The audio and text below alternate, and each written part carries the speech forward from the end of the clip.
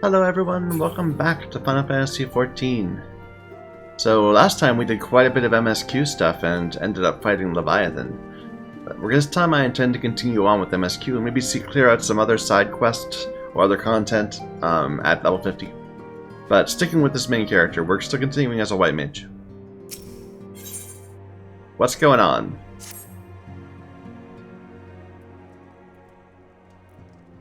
Our friends, the very isle itself, everyone and everything. No, it avails us not to speculate. Urian will send word if there are any developments. Until such time as he does, we must remain firmly focused on that which is within our power to change. With that in mind, I'd speak of a different matter, one closer to home. Concerns some etheric fluctuations which we had previously attributed to good King Moggle Mog, the 12th. May he ever... whatever. That the king is no more is a blessing for which we have you to thank. Yet all is not well in the Twelveswood. Our latest readings reveal an ongoing etheric disturbance of considerable magnitude. They may even suggest the presence of a primal. Needless to say, the mere possibility warrants immediate investigation, and I would have you... Asilia? I do not wish to interrupt, but we have a problem. That's weird how she calls her a different name. But probably her real name. What manner of problem? A band of refugees hailing from Udal this time are come to Revenant's Toll seeking asylum. It seems they expect us to afford them the same treatment we gave the Domans. At present, they're in the 7th heaven, awaiting a formal response. Mayhap this was to be expected. I'll meet with them at once. Asilia, you know full well we haven't the resources to accommodate many more people. Consider what will happen if you do this. Word will spread, more will follow. Your opinion is noted, but I'll hear their suit.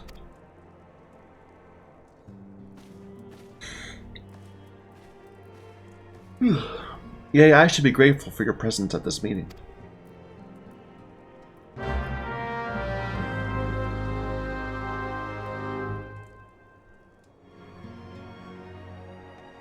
So, what was the Ixal's primal? Was that Garuda? Yeah, that was Garuda. So, I think Garuda's back?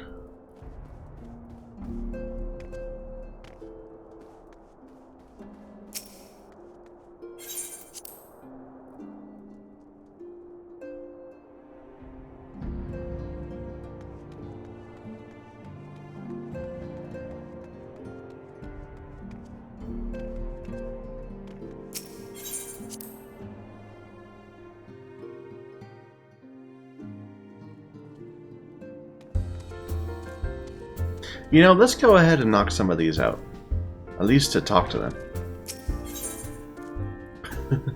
There's an awful lot of them. Oh my.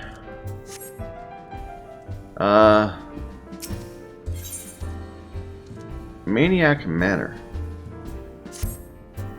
Forgive me, friend, a most chilling encounter has my nerves on edge. I was traveling through the shadow when a man accosted me out of nowhere. His eyes darting wildly, in fear he spoke of a haunted mansion from which tortured screams of young maidens can be heard, day and night. Hawkett Manor, was it? Hawk Manor. What's that? You purged the self-same mansion of its unholy inhabitants some time ago? That's curious indeed. The man recounted the events as if they'd happened only days ago. It would put my heart at ease to know his tale was but a fancy born of a few too many flagons of mead. The poor soul had not the air of a drunk or a liar. Perhaps you know someone who could shed light on the matter? I get it. So this is just gonna update. These are all heroic versions of the dungeons we've done, right? Let's grab these. You're yea till Ren by the onion, the very woman I seek at Dristvite's behest. How do I know the potbanger? We trained together in the Culinarius Guild. He has a place in Costa del Sol. Not the sharpest knife in the block is Drist the Daft, but he's loyal. He's got a friend out there by the name of Westcott, and seems to be in need of your help. Go look him up, eh? So I'm just gonna grab a whole bunch of quests, and then we'll just start knocking them out one by one.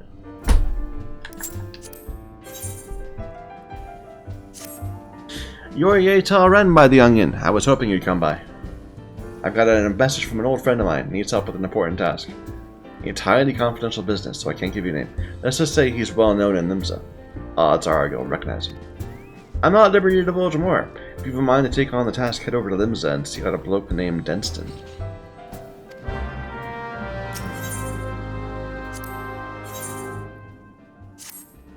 By the onion, he keeps on saying this. A friend of mine sent word he needs a capable adventurer.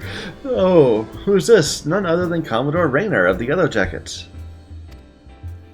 Go to find him at the Coral Tower with his other Yellow Jackets. Good day to you, my wayfaring friend. You wouldn't happen to be the woman who slew the Tunberry King, would you? I knew it, by the onion. I have a fine gent for you, looking for you, that is. He has an appetizing proposal on the table, and I think you should pay him a visit. He's one of the treasure hunters at Camp Bronze Lake.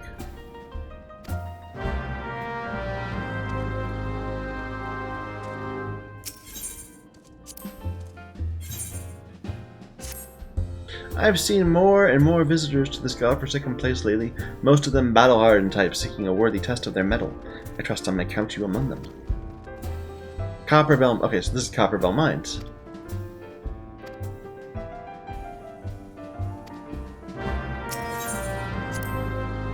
This time's for fun. This is Halalai.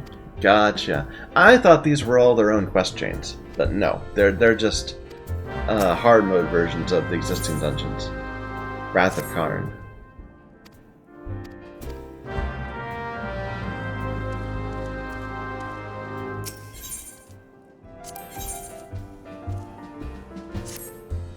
Your reputation precedes you.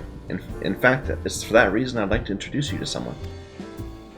That minstrel at the end of the bar wandered in here the other day, said he was seeking inspiration for a new ballad. The sort only an adventurer of distinction could provide.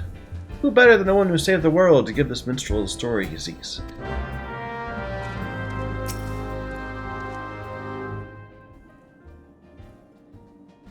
This one has a bit more to it.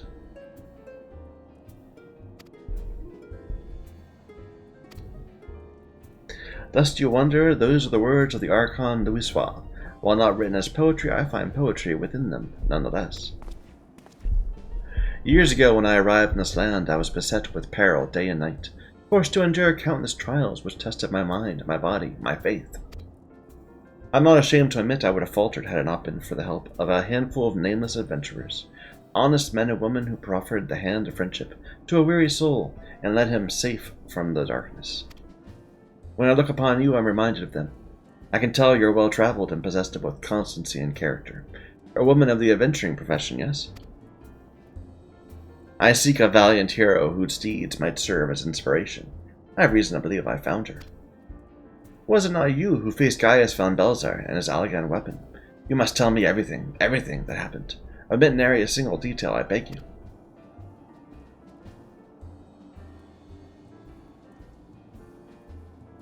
Truly a tale worthy of legend, and so eerily it matches the writings of Archon Louisoix.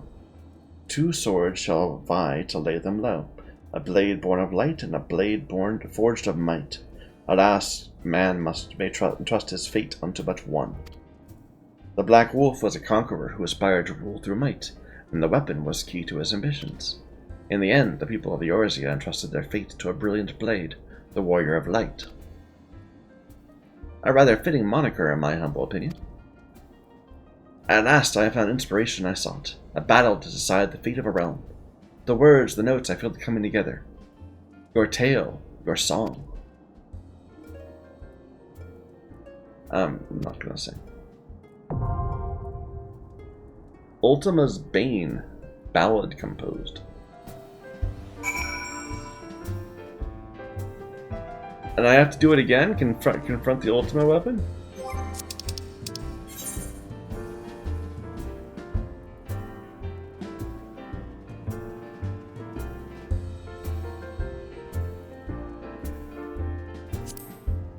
I mean...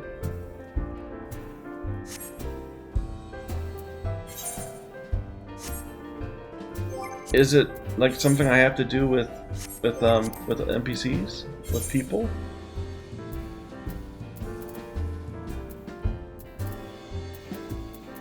I don't know if I want to do that.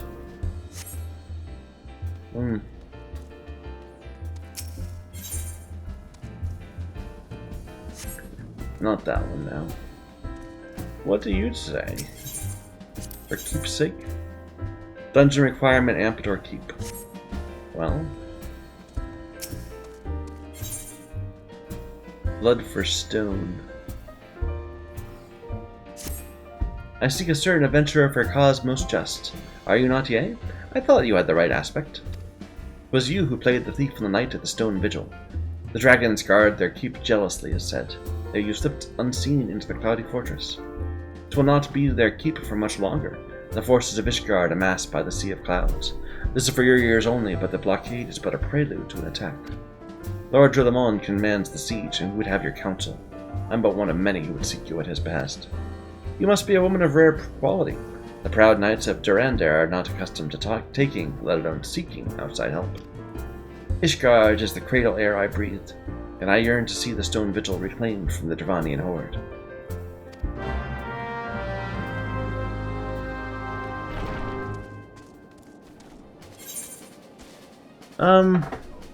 Let's just run. Okay, sure. Before we proceed with that, let's just go ahead and turn in a bunch of quests. So we just need to run by each of the dungeons and say hi. They're probably not going to make me do the dungeon. They're just going to make me unlock it. I hope.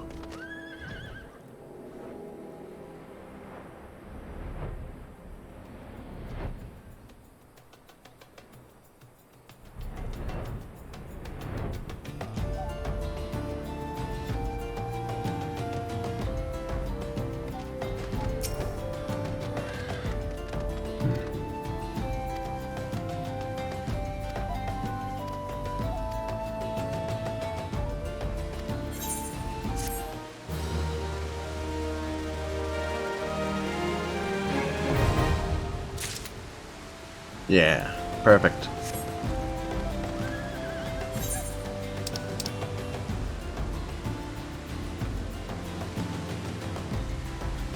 So that would be doing the ultimate weapon, but I'm not going to do that one now.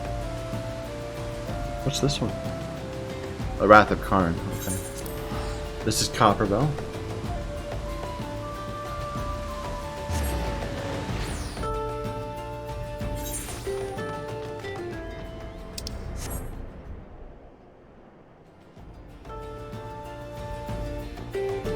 Whenever I see one of those quests with a little unlock symbol next to it, it makes me all twitchy. And this is going to get rid of a bunch of them all at once. It's perfect. And I don't really care what this says. I did it once, I'll do it again.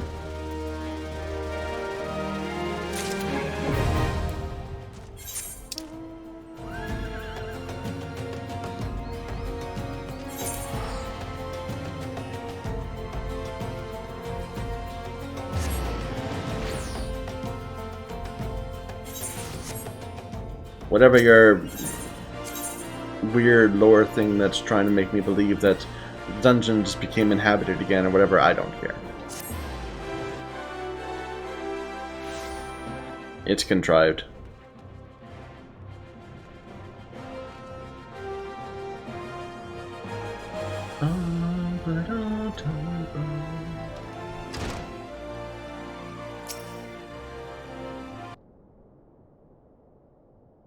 Maybe this not. Aren't you the miner that was embroiled in the Deep Canyon scandal? Not that it has any bearing on the situation, mind you, so long as you do what we ask, we'll serve just fine. The situation's like this. Oh yeah, these are the Amagina and Sons people. This isn't right. I'll be damned if I put our sister's fate in a stranger's hand. I'm going myself. Brilliant plan, brother. Go blundering into the sunken temple of Karn. The place is a death trap. What guarantees we have this adventurer can beat those traps? None, that's what. You know better than any what those muscles are capable of.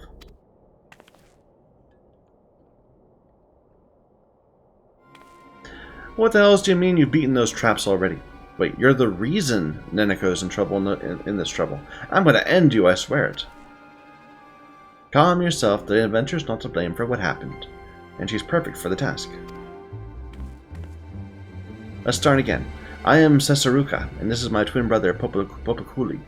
As you may have gathered, we need you to mount a rescue mission in the sunken Temple of Karn. After you defeated the temple's snares and traps, the place was officially open for research. The Concern partnered with the Order of Naldal to fund an expedition. And the research team was led by none other than Neniko, our little sister. She's the one who wrote the book on the ruins of Silda, the research to end all other research on the place. Nobody except her was going to figure out that Silda and Ulda are both descended from the Baladian civilization. I thought the Gridanians came from Baladia. The sunken Temple of Karn is the native rock. No way in Seven Hells was she going to not lead that expedition. But who comes bumbling in? A band of relic raiders, that's who. The greedy Orson set off a trap, and now our little sister is stuck. Proxy bastards, putting Neniko in danger. Or Poxy. If they aren't Tunberry and Mince already, you can be sure I'll end them myself.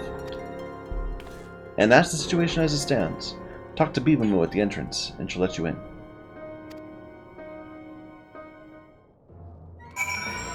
Gotcha.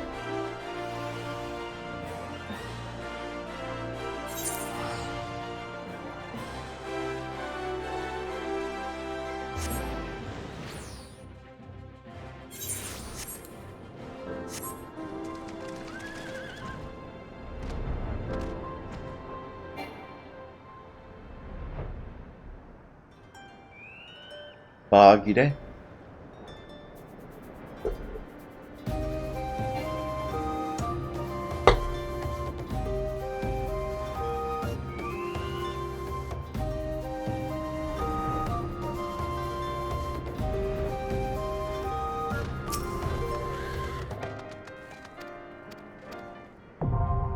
There you go.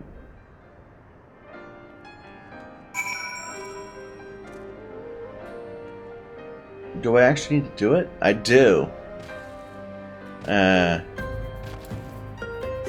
Maybe we'll wait till this gets randomly picked sometime. Well, here. Journal.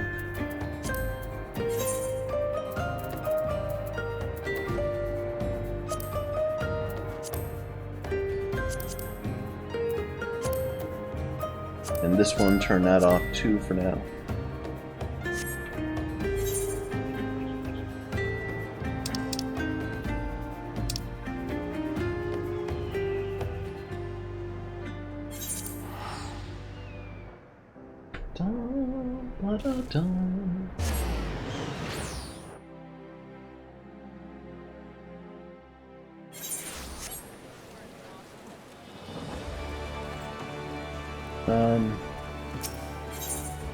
That's Blue Mage. You don't want to do Blue Mage.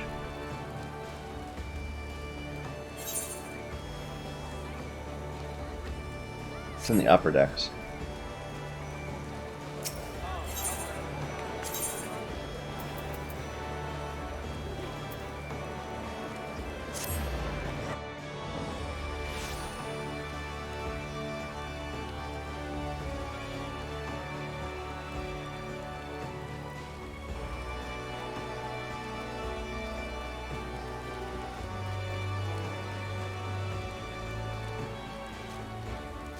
No, downstairs then.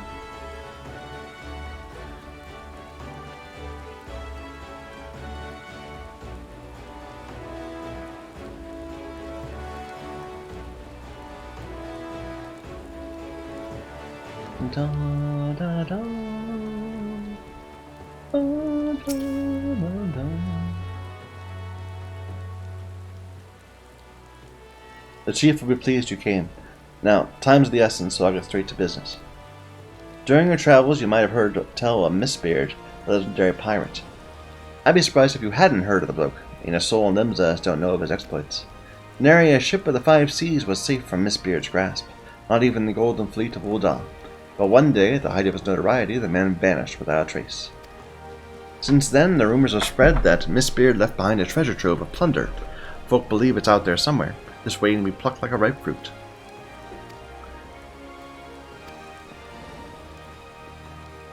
I thought this guy was Mistbeard.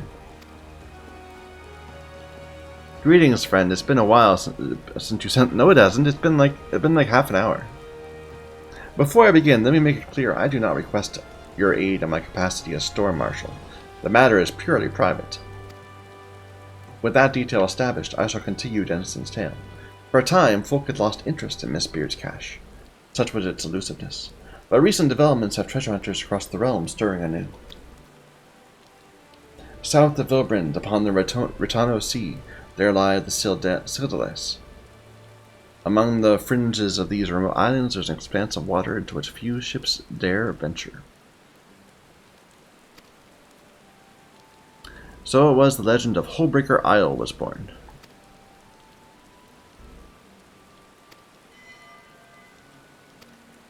I'm just not that interested.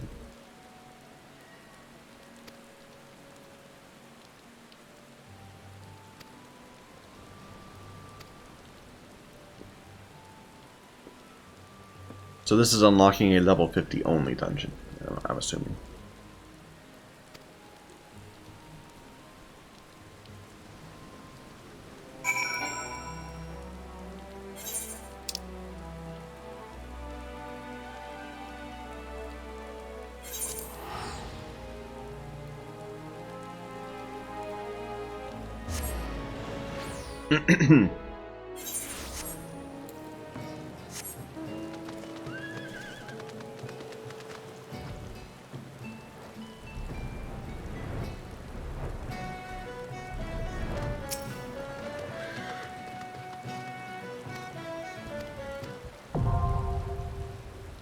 And it's another one where I have to do it.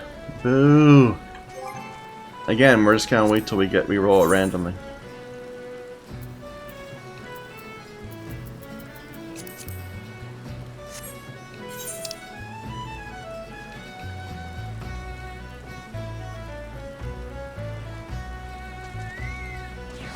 Come on.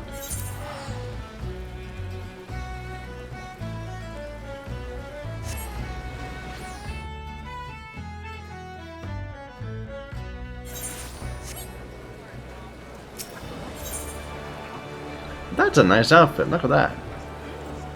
The woman in black right there underneath this bar. That's a cool looking outfit. I like it.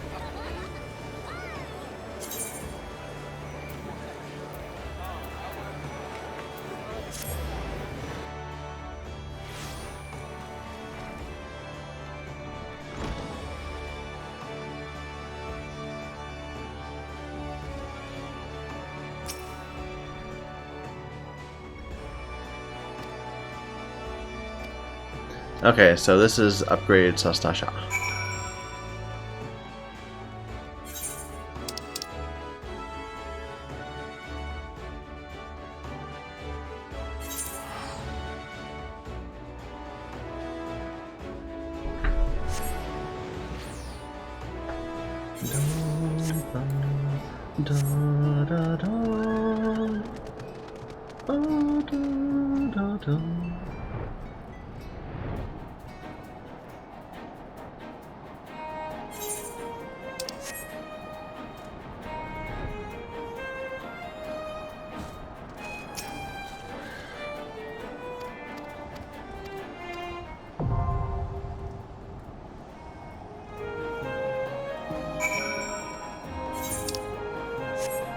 And again, we have to go and do it.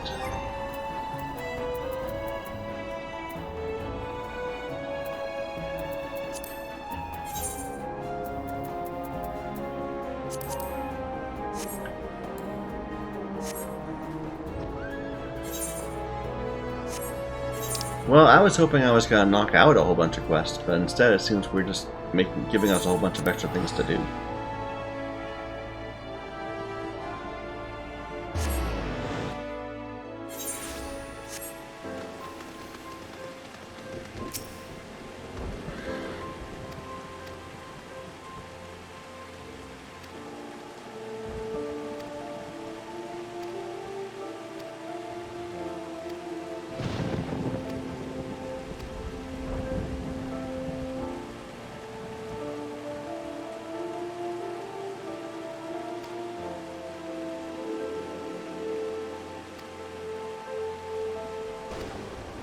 I don't care what your story is.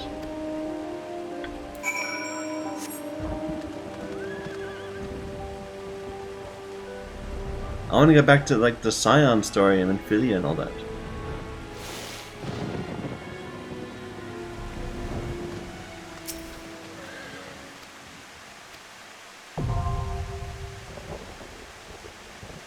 Yep. Another go and do it.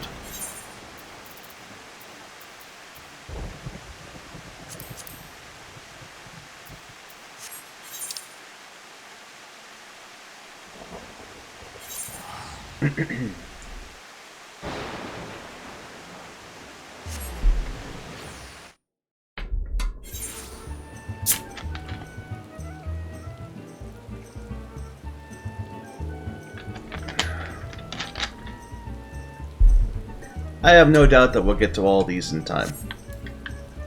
But we don't need to choose them like we don't have to actually say I want to go and do this one dungeon right now.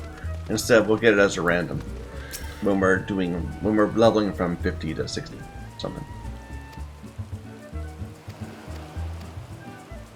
So that's the upgraded backstop landing.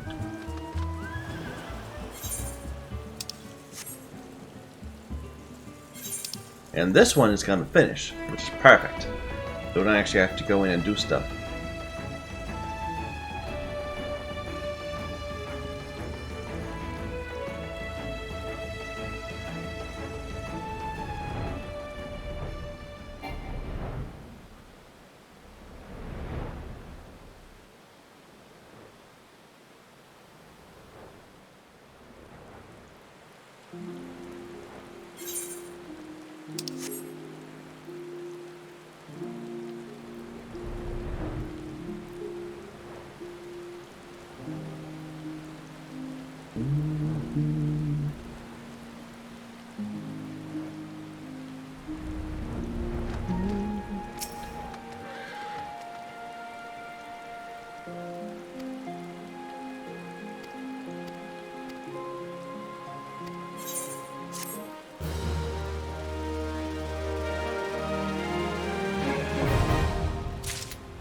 There we go. Quest complete.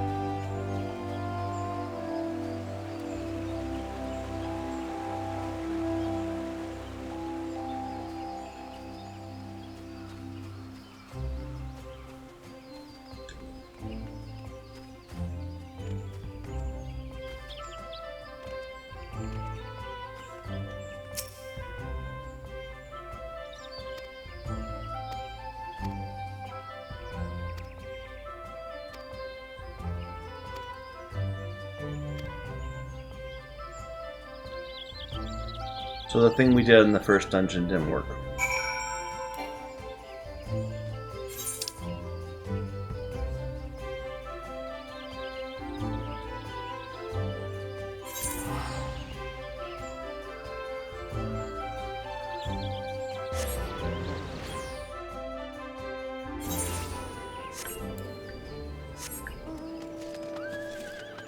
While we're here, let's get some more chocobo feed. We've been running a little low on it.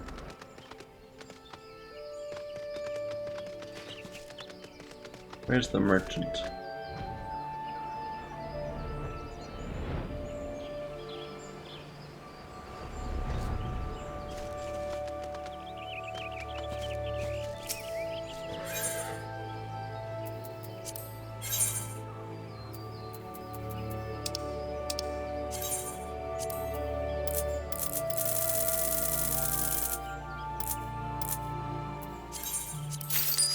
There we go.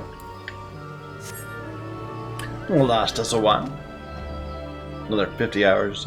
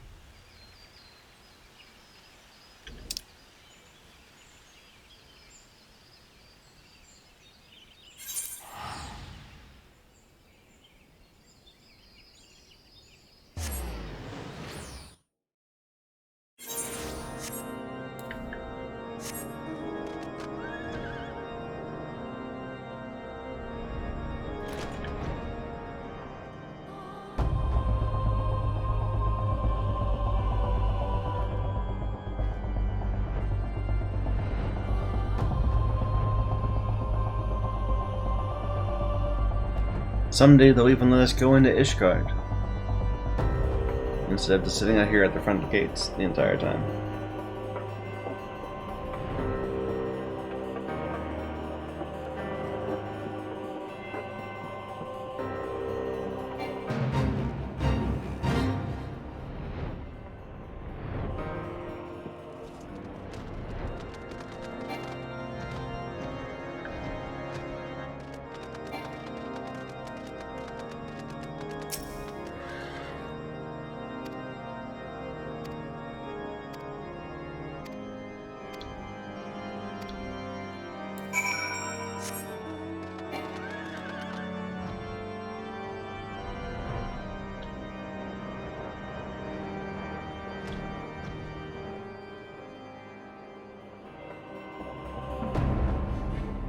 Yeah, I'm sorry, my throat's a little... I don't know, it feels very tight. So I'm being a little less talkative than usual. I apologize for that. Hopefully when we get back to the main quest, they'll talk to us more. It seemed in the last main story quest, there was an awful lot of dialogue. I approve. Alright, and they are going to make me go in.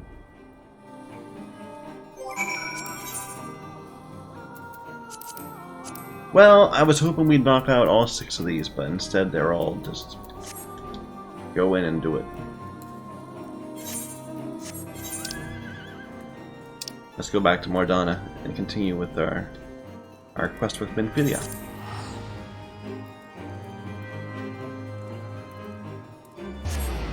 At least there'll be a few map markers off the map now.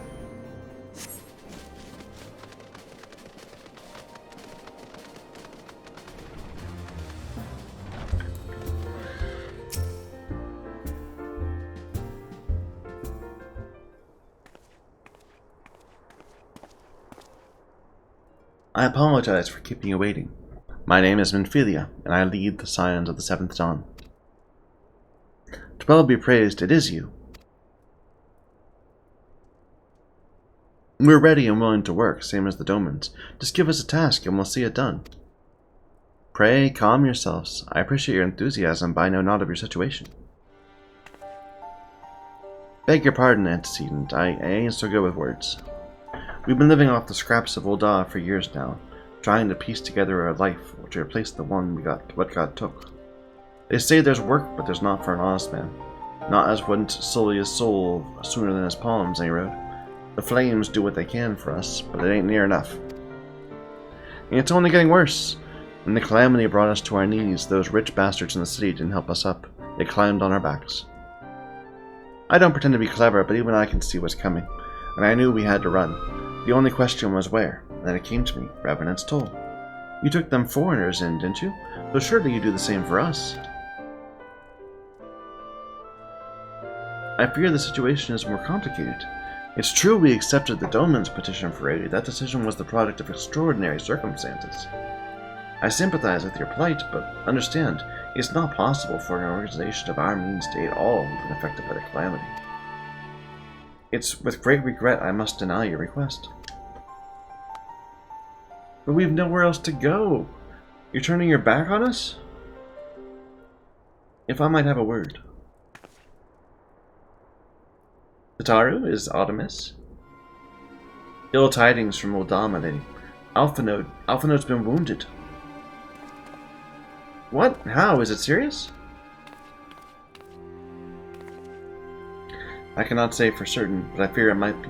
According to the flames, the refugees started a riot. They went wild, lashing out at any and everyone. That can't be right. Why would they? They must have been provoked. The demonstration was meant to be peaceful. 7 hells. Now the Blaze have an excuse. They'll round us up and kill anyone who tries to resist. Antecedent, please. If you won't help us build a new life, at least help us keep the ones we've got. My lady. We're not ones to stand idly by and watch innocents suffer. Until we know more of the circumstances surrounding the riot, I'm not certain what aid, if any, we can provide. I mean, we go kill primals. We don't have anything to do with the situation. If the authorities determine that the refugees attacked without provocation, those responsible will have to answer. How can you be so blind? Find Alpha Node, and quickly. If he's in danger, or worse, I'd have you and none other by his side. Pray do not concern yourself with the matter we were discussing earlier. Ida and Papadimo will see to it. Alpha Node is being treated at the Hourglass.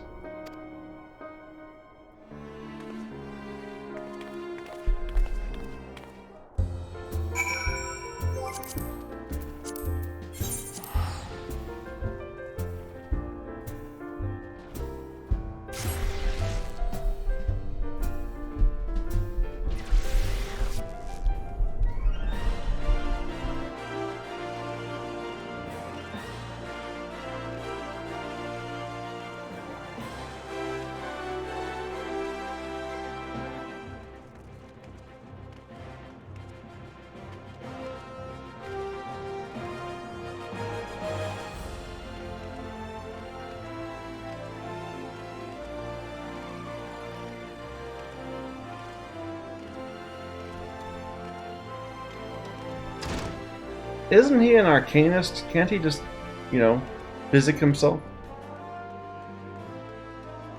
I guess that's what he did.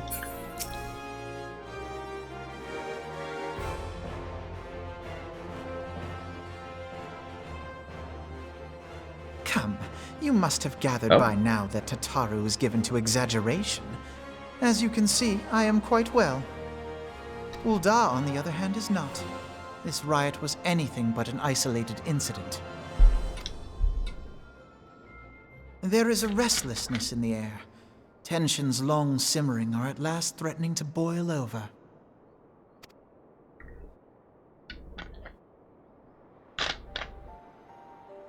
Ul'dah is a nation infamous for the great disparity between the wealthy and the poor.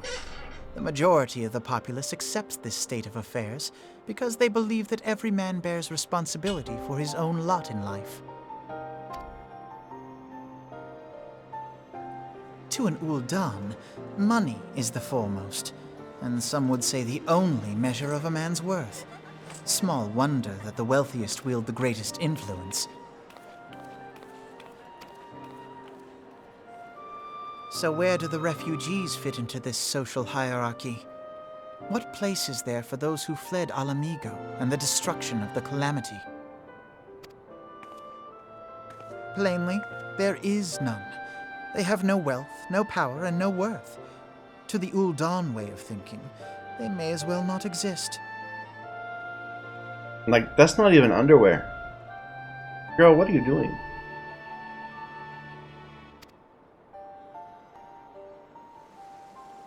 Choosing to ignore their existence, however, is patently not an option.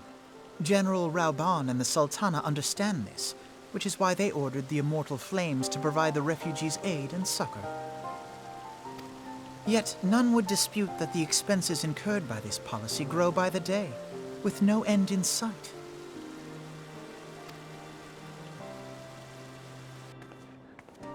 This has prompted more and more Uldans to question their obligation to aid these worthless wanderers.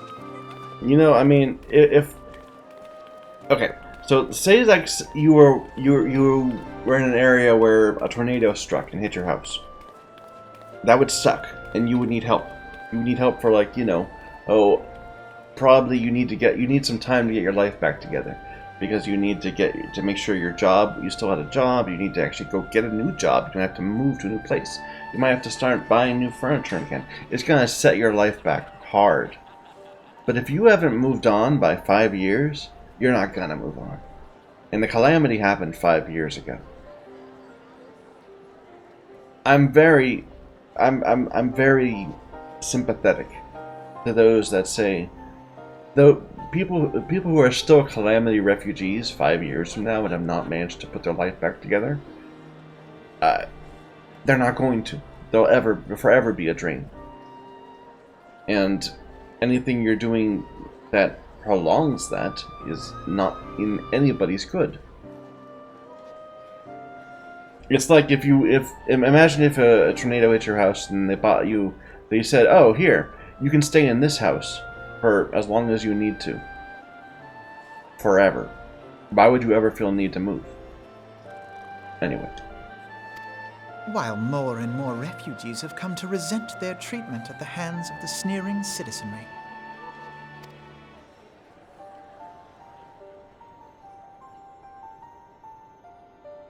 The manner of Lord Lolorito's refusal to grant the dolmens asylum bespoke a disdain for all refugees, an attitude shared by the rest of the monetarists. And you may be sure they make no effort to conceal their opinions. It was only a matter of time before the refugees united in protest, nor is it any surprise that some among them would ultimately resort to violence.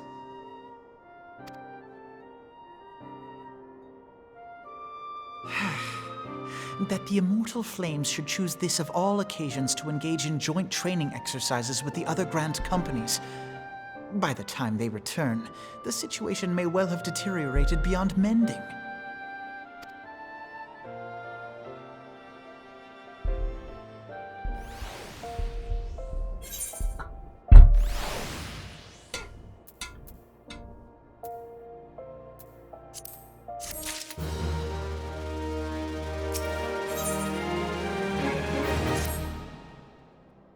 As I told you before, it was all but inevitable that an incident of this kind would eventually occur, given the rising tensions within the Sultanate. Nevertheless, I have reason to believe this particular riot may not have been begun spontaneously. Have I piqued your curiosity? Good. Then you'll accompany me to the Hall of Flames. I would hear what General Raban has to say on this matter.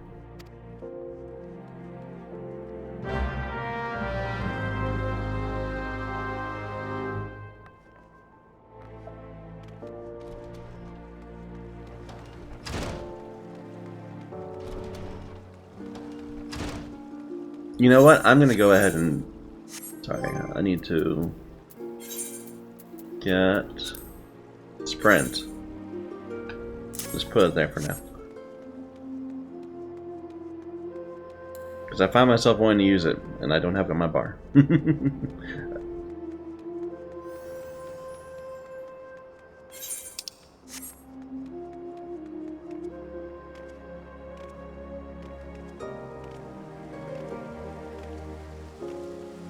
Let's do this.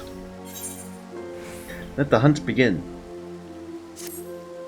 Sound the horns, for the hunt begins. Quickly now, lend me your ears. The Orzian Alliance has finally agreed to put a bounty on the worst of the lawless. About time. The creatures and men that gum up the works like errant grains of sand are to be marked for extermination, praise the traitors, and such rewards as befit the task paid out. They call it the hunt, a prosaic sort of name if you ask me. Wonderful to see the Alliance come together for such free market initiatives. I might say that cooperation on this point hardly makes a lie of the competition in less fecund areas. If there's enough to share, we share. If not, then it's survival of the fittest. But I forget myself, it's the hunt that requires your services, not the never-ending bickering of nations. Perhaps you need the hunt as well.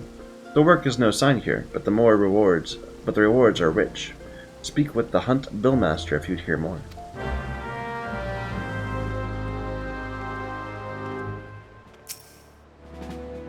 What do you want? Ah, the hunt. Do excuse my churlishness. I have my reasons. Let's get on with it, shall we? The hunt board. It's a board. Not much more to say beyond that. It's for posting bills. They are the marks to be hunted. One bill for each merchandise. Black-hearted villain. You notice there are two kinds of bills. There's the regular kind for regular wares. Regular blackguards. And an elite mark bill for something a bit more special. Stronger, more murderous, so forth. Before you take one of those on, you might want to consult a hunter scholar. That's a veteran of the hunt who knows the Rhymedale Codex by heart. The rest is straightforward. Kill the mark, claim your reward. These I'll accept in exchange for exclusive wares. Do note that I do not only deal in seals, I'm also the resident expert in the hunt. It would be well to remember that to whom to come crying to.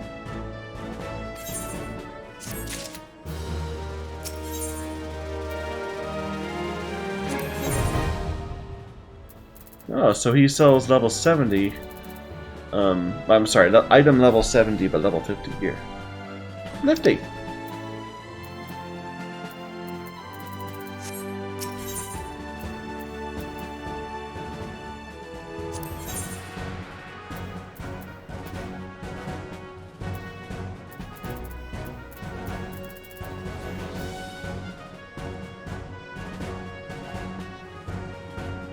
What does this mean? What are these? Writing maps?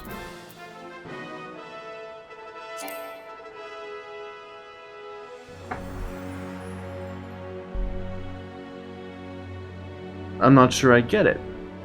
What do these do? Well, now I'm very curious.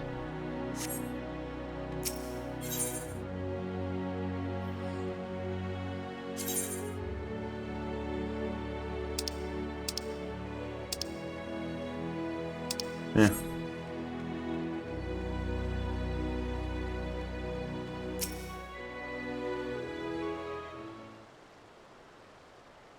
Now is not a good time, Lieutenant. My hands are full dealing with the refugees. Precisely the matter we wish to discuss, General. Alphino, back on your feet already. You may credit my swift recovery to your Kyurgens. My memories of the riot are still somewhat muddled. I trust you managed to regain control. Not entirely. We secured the city soon enough, but not before the unrest had spread to the surrounding territories. Pockets of resistance remain throughout Thanalan. We've sent what forces we can spare to root out the last of the belligerents, but progress is slow. They are damnably elusive. I can well imagine. Given the majority of the refugees live outside the walls, it stands to reason they'd know the lay of the land. What I do not understand is how they came to be so well prepared. Before my little accident, I observed that several of the refugees were armed, and not with butcher knives or pitchforks, but with martial weaponry. I need hardly add that such equipment is costly. None can deny that tensions between the Uldan citizenry and the refugee population have increased since the Domans were turned away. But would that motivate a starving man to purchase arms in lieu of food? I think not. What of those who have not even a single gil to spend, who could not survive without the aid provided by the immortal flames? Surely they would sooner sell a weapon than bring it to bear against their benefactors. Come to the point. My point, General, is this powder keg of discontent was not so light by chance. These events were deliberately set in motion. And now order must be restored. That's my first duty. Until it's done, any investigation can wait. I do not have time to discuss this. My scouts will be returning.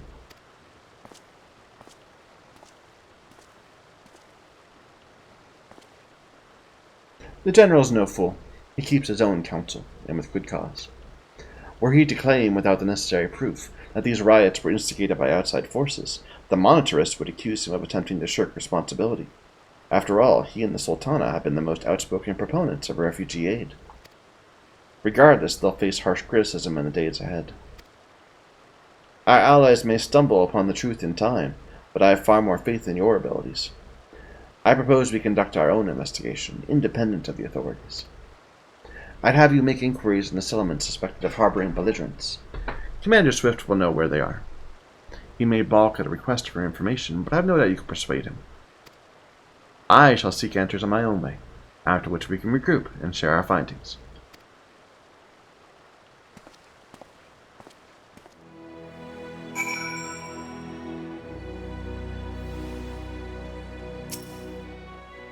You look as though you have something to say, Lieutenant. Do you? What you ask is no simple favor. Were such information to fall into the wrong hands, the lives of countless soldiers would be at risk. Even so, there is wisdom in your words. An able individual, even one with ties to the flames, may be better suited than a regiment. The Brass Blades have reported suspicious activity in the vicinity of Lost Hope. It may be unrelated to recent events, but we doubt it. I suggest you begin by speaking to the Blades posted there.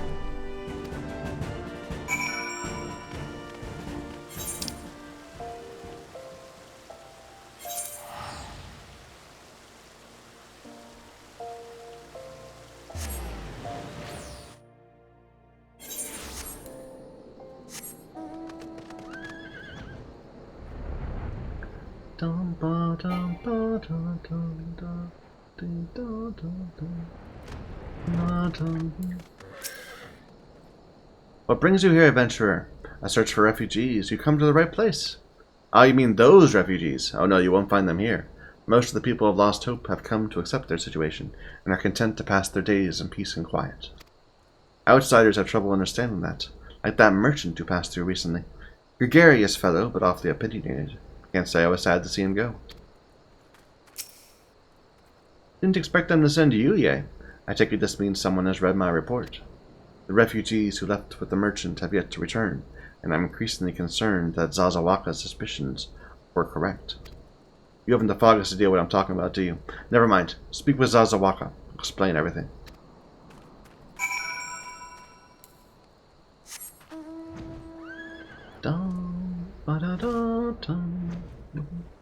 Like, if someone gave you a tent like this to live in 5 years ago, would you still be living in that tent? Or would you have done something? I don't know. Don't hurt me, I'm not one of them. Wait, I know your face. Are you not the woman from the church of Saint Adama Landama? 1,000 pardons, friend. I mistook you for one of the thugs who have been tormenting us. If Leofric bid you speak with me, I take it you've agreed to help. Well, be praised for that, because we haven't a moment to waste. Everyone knows the flames are on the march. The others have fallen under that fanatic's spell, but not I. Promises of revolution and retribution, of holding the ruling class to account, taking that which is owed. Ha, a childish fantasy. I did everything I could to dissuade the others from leaving, but few would heed my words. Now that one of our idealists has returned, the madness of the merchant's plan is plain for all to see. Look behind yonder tent, you'll understand why. Even now he babbles incoherently, so traumatized is he by the bloodshed he witnessed. Try as I might, I can make little sense of his words, beyond the fact that he was not alone in surviving. I have no doubt that merchant will lead the remainder to their doom. Find them before he does.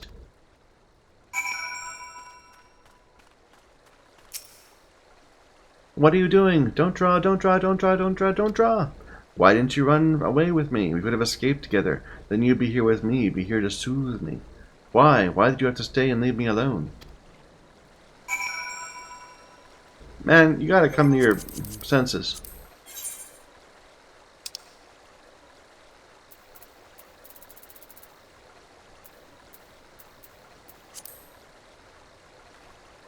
No?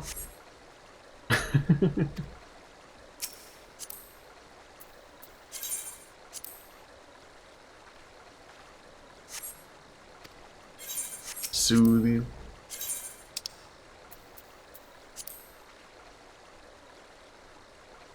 This is what I do to animals.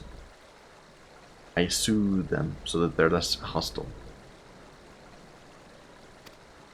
It's true, I followed the merchant, and may the gods strike me down for my folly. What they will not give, you must take. When we asked how, he revealed a cache of weapons he brought, and implored us to seize control of our fates. I thought about running then and there, but the others were so excited. He split us into 2 groups, and us off on our own. And when the flames found us, we didn't know what to do. Our leader tried to parley with theirs, but they started arguing, and then fighting, and then everyone was fighting, and the flames were shouting to give no quarter, and... oh gosh, the other group, they're still out there. If we don't stop them, they'll be massacred like mine was.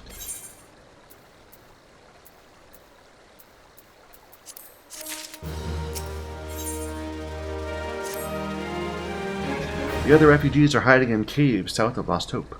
To approach them would be fruitless. They'd sooner call us agents of the Sultanate and try to kill us than listen to reason. The twins might even deign to do the deed themselves.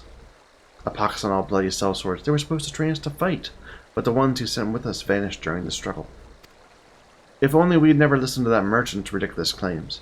He said our cause was righteous, that the gods would never suffer us to be defeated. If they were forced to confront reality... That's it. Challenge the twins to combat. Show my brethren their strongest warriors are no match for one woman. Mayhap then they'll agree to lay down their arms.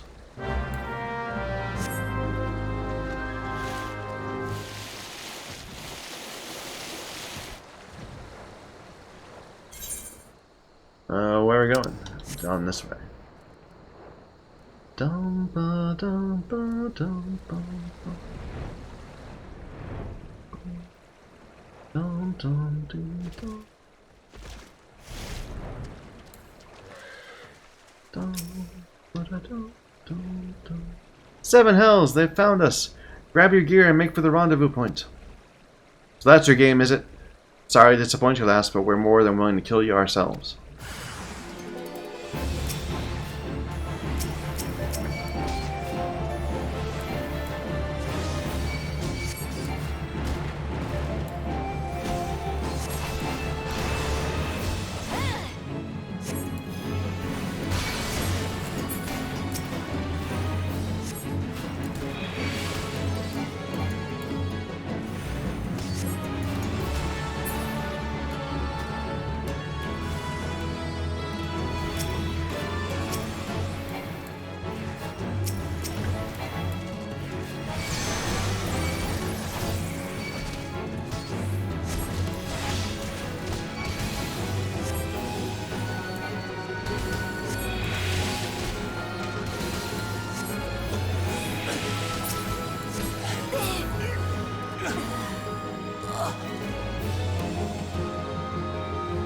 Really, more.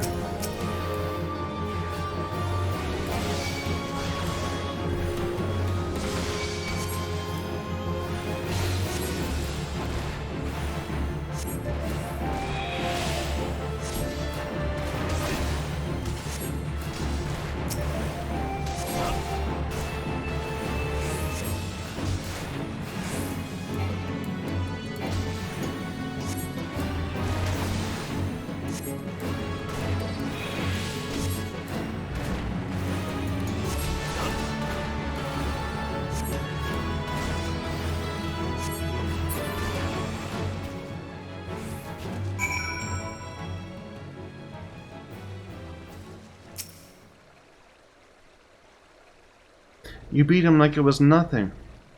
Oh, almighty, what are we gonna do now?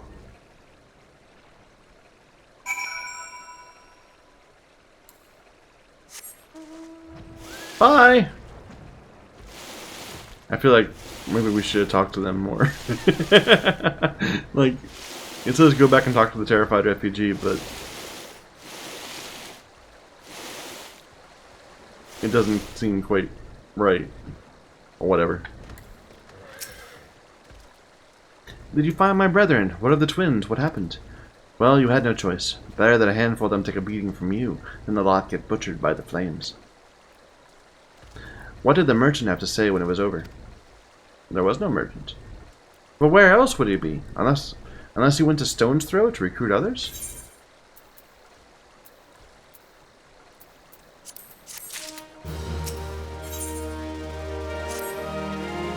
The merchant wished to approach the refugees in Stone's Throw, but was waiting until the flames withdrew their forces.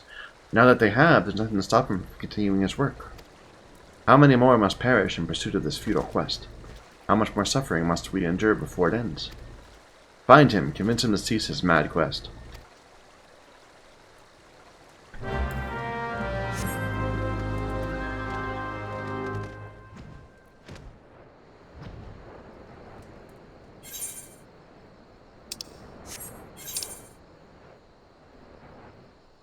Where is Stone's Throw? It's in this zone, apparently, but... yeah, it's one of those little locations. Not like a big city.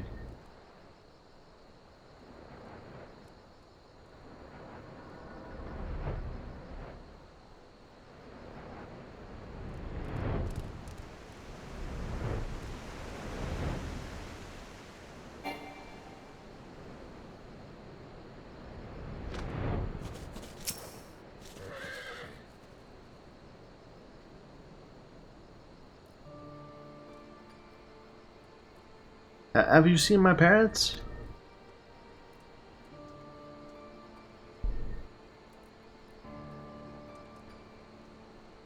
They told me to stay here with the others, said they'd be back soon, but it's been days.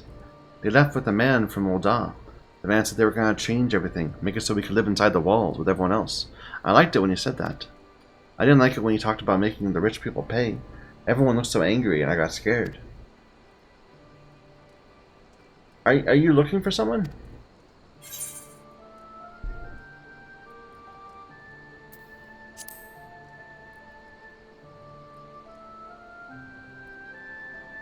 The man who left with my parents, but I don't know where he...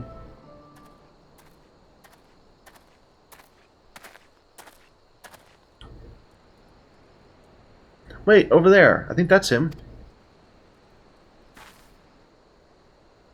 Well now, which of these gullible fools shall be my next victim? Gee, I wonder if you're bad.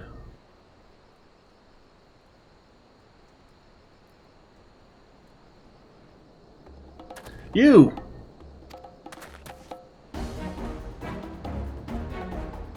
He's getting away, go get him! Luckily for me, they can't actually run in the overworld, so all we really need to do is to walk up to the spot where he stops. And he'll be waiting there for us.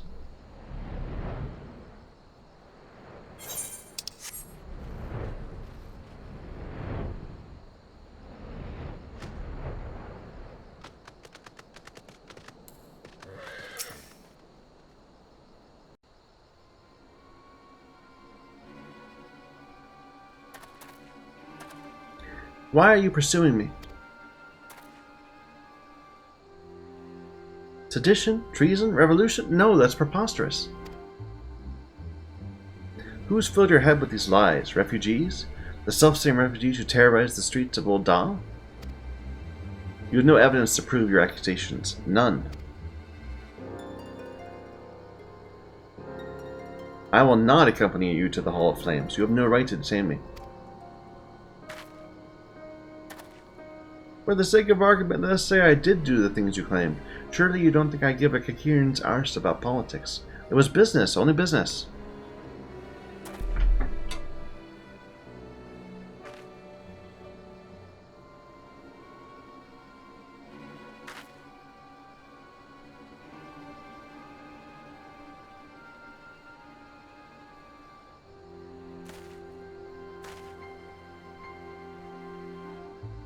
We both know I'm not the one you want.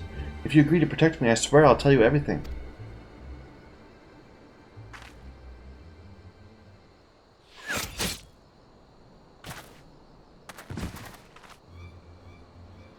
So that didn't work out. What's all this commotion? 7 hells. Tell the others to spread out and search the area. The killer may be close.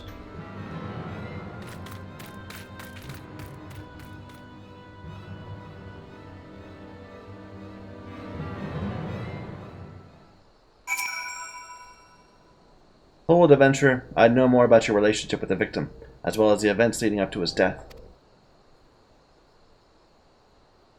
This man was responsible for the recent riots.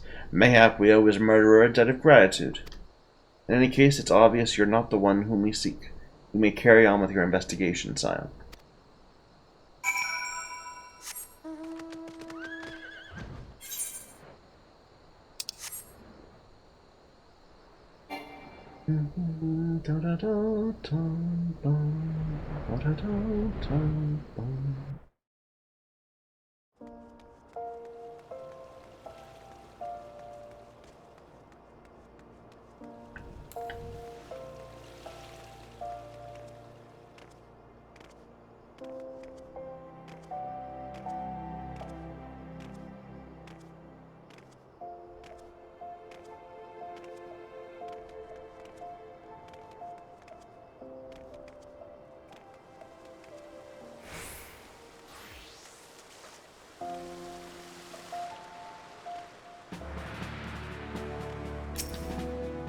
What news, Lieutenant? Where's the merchant? Murdered. Damn it all to the 7th hell. He was not simply murdered, Lieutenant. He was silenced. Too many people knew his face and he was ready to divulge secrets. Do not despair. We may be closer to identifying the true orchestrator of these riots than you realize.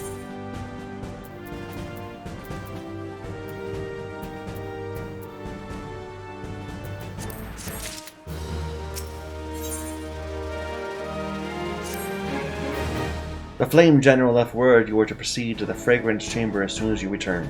He wishes to discuss your recent discoveries, as well as the results of his own investigation. Master Alphinaud has already been informed and should be waiting for you outside. Pray, proceed to the Royal Promenade with all haste and speak with Bartholomew.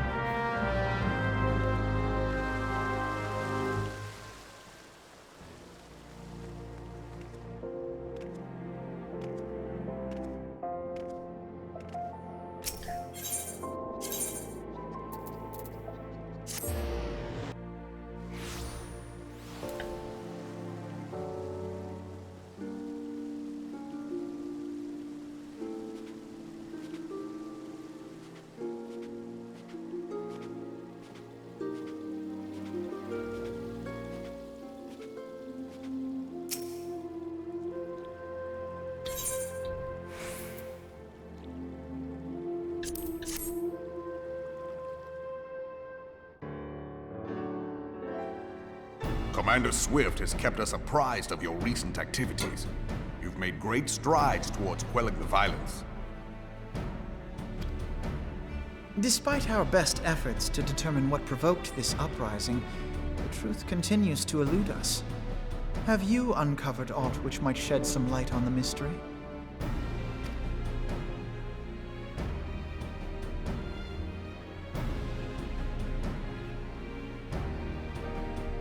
This information does not leave this room. The Syndicate's decision to reject the Doman refugees' appeal for asylum had lasting repercussions. A number of those displaced by the calamity claimed it was proof of a policy of discrimination. Together with a group of Alamegan refugees, they organized a series of demonstrations to protest against the Sultanate. Demonstrations which became heated, but did not descend into violence. Until a certain incident served as a call to arms. A unit of brass blades sent to supervise a demonstration loosed arrows upon unarmed protesters. It was this atrocity which prompted the refugees to take up arms. I need not tell you what followed. We assumed at first that the attack was born of a miscommunication. When emotions run high, they happen. But suspicions were raised regarding the unit's commanding officer, whom I ordered interrogated. Sure enough, our fears were soon confirmed. The dog confessed that a merchant had offered him coin to give the order. A merchant in the employ of Teleji Adeleji. Teleji Adeleji? But he spoke in favor of the Doman's cause, and has ever seemed sympathetic towards the refugees' plight. Why would he do such a thing? Know you of the Cartano Reclamation Bill? It is a proposal to annex the Cartano Flats so that refugees may establish permanent settlements. When last I looked, that was disputed territory. Aye. Some might even call it a battlefield.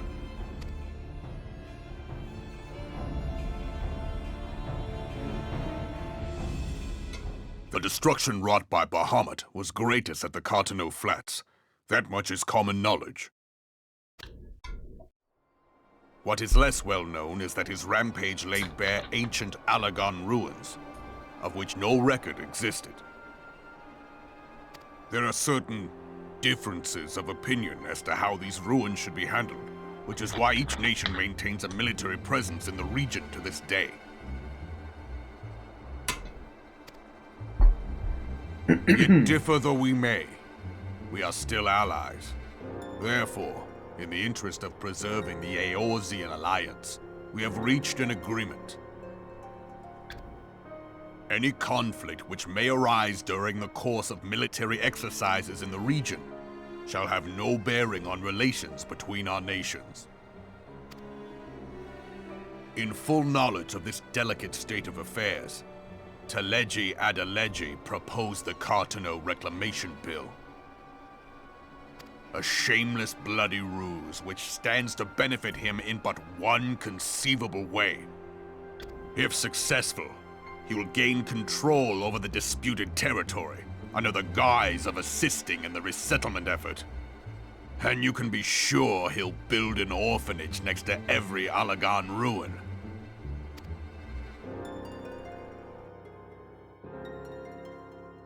The man would threaten the unity of the Eorzean alliance and risk countless lives for personal gain. He walks a path all his own, independent of any faction and beholden to none of his fellows on the Syndicate. By inciting the less fortunate to violence, he hopes to convince others that the Cartano Reclamation Bill is the only viable solution. His sympathy for the plight of the Domans was not but posturing to gain credibility with the refugees. Of that there can be no doubt.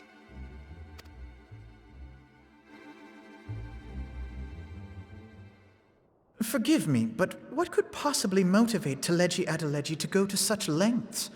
What is so special about these ruins that he would risk his position on the Syndicate, and, most likely, charges of treason against the Sultanate? Omega. Pardon?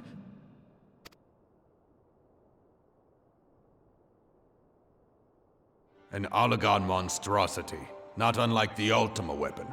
Mayhap larger, we know not. It has yet to be fully excavated. Allagan inscriptions indicate that it was created to fell Bahamut himself.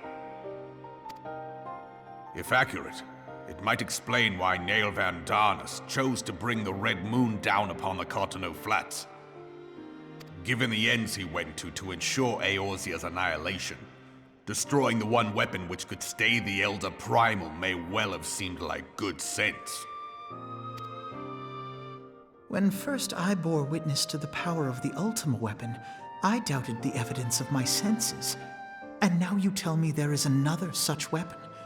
One which could contend with Bahamut. Bahamut! Aye, we were skeptical ourselves. Truth be told, until the Ultima weapon's existence came to light, we thought the inscription had been mistranslated. At present, Omega is more akin to a fossil than a tool of war, having long since ceased to function. As such, its true potential cannot accurately be gauged. However, if someone were to restore it, as the Garleans did the Ultima weapon, I have little doubt that he would wield untold power. Power enough to subjugate Uldar like as not, and the rest of Eorzea besides, which is doubtless why Teleji Adeleji yearns to have it. That he should aspire to world domination. He who has ever walked 2 paces behind Lord Lolorito in matters of commerce. 'Tis in acknowledgement of his own limitations that he seeks this power. Woe betide us all should we allow him to have it.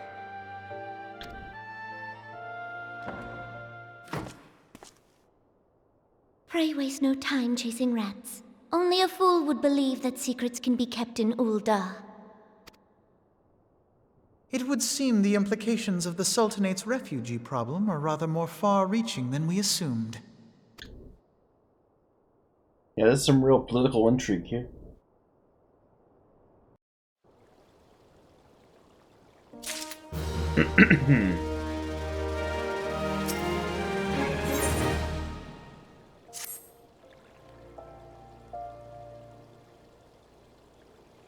I should be glad to know the truth, and yet, the thought of all this chaos was the product of one man's lust for power sickens me. How long do you think they intended to hide the existence of Omega from the Scions? That they even felt the need to do so was most troubling. It would be in our best interest to learn more of the military activities in the disputed territories. Fortunately, you're already well positioned to do so.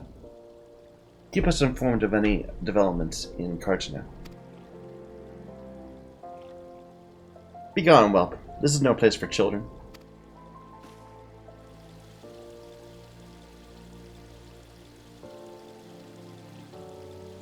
I'm sorry.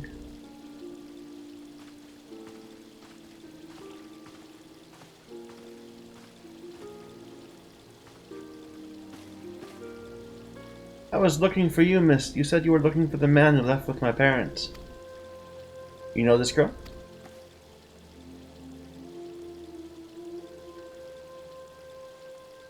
So we visited Stone's Throw as well. Did you find the man? Were my parents with him? They were not, I'm afraid. I can think of several places they might be. If you like, we can go and look for them together. Really? You'll help me look? Of course. But first I must need speaking with my friend. She's telling me a secret, you see, so no one else is allowed to listen. Maybe you could wait for me by that pillar there? We require but a moment. Okay, mister, I'll be waiting. I'll take her to the quicksand. Mayhap Melody will know what to do. A legion of guardians, and an aether-starved primal, even dealing with an Ascian would be preferable to this charade. Charade? Sometimes I fear Menphilia is too ambitious. We rush hither and yon in response to threats as they arise, without concern for the strain it places on our limited resources, and ourselves. Mayhap the time has come for a change. Yea, this is Menphilia. I know this is sudden, but I must ask you to return to Revenant's Toll with all due haste. The situation in the Twelves Wood has taken a turn for the worse. I'll explain in detail once you arrive.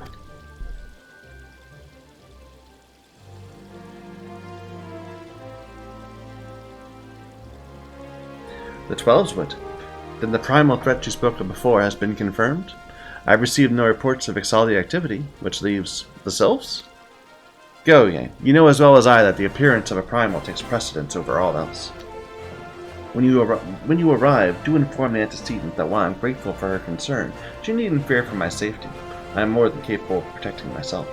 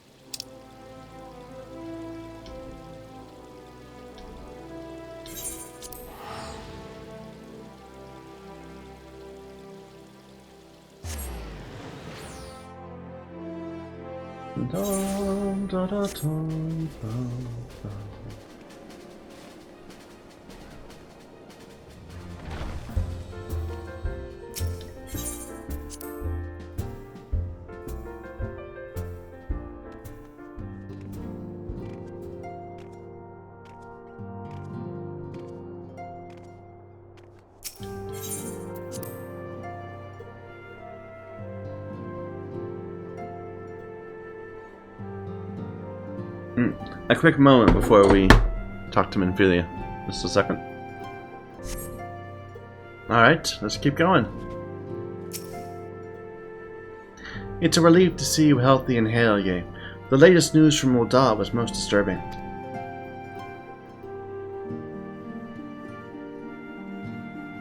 Clearly, the only injury Alphanode suffered was to his ego.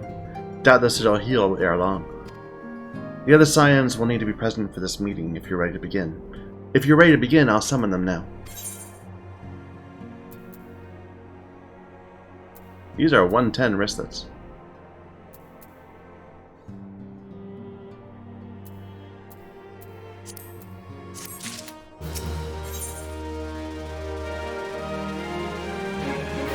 Ah, Ramuh.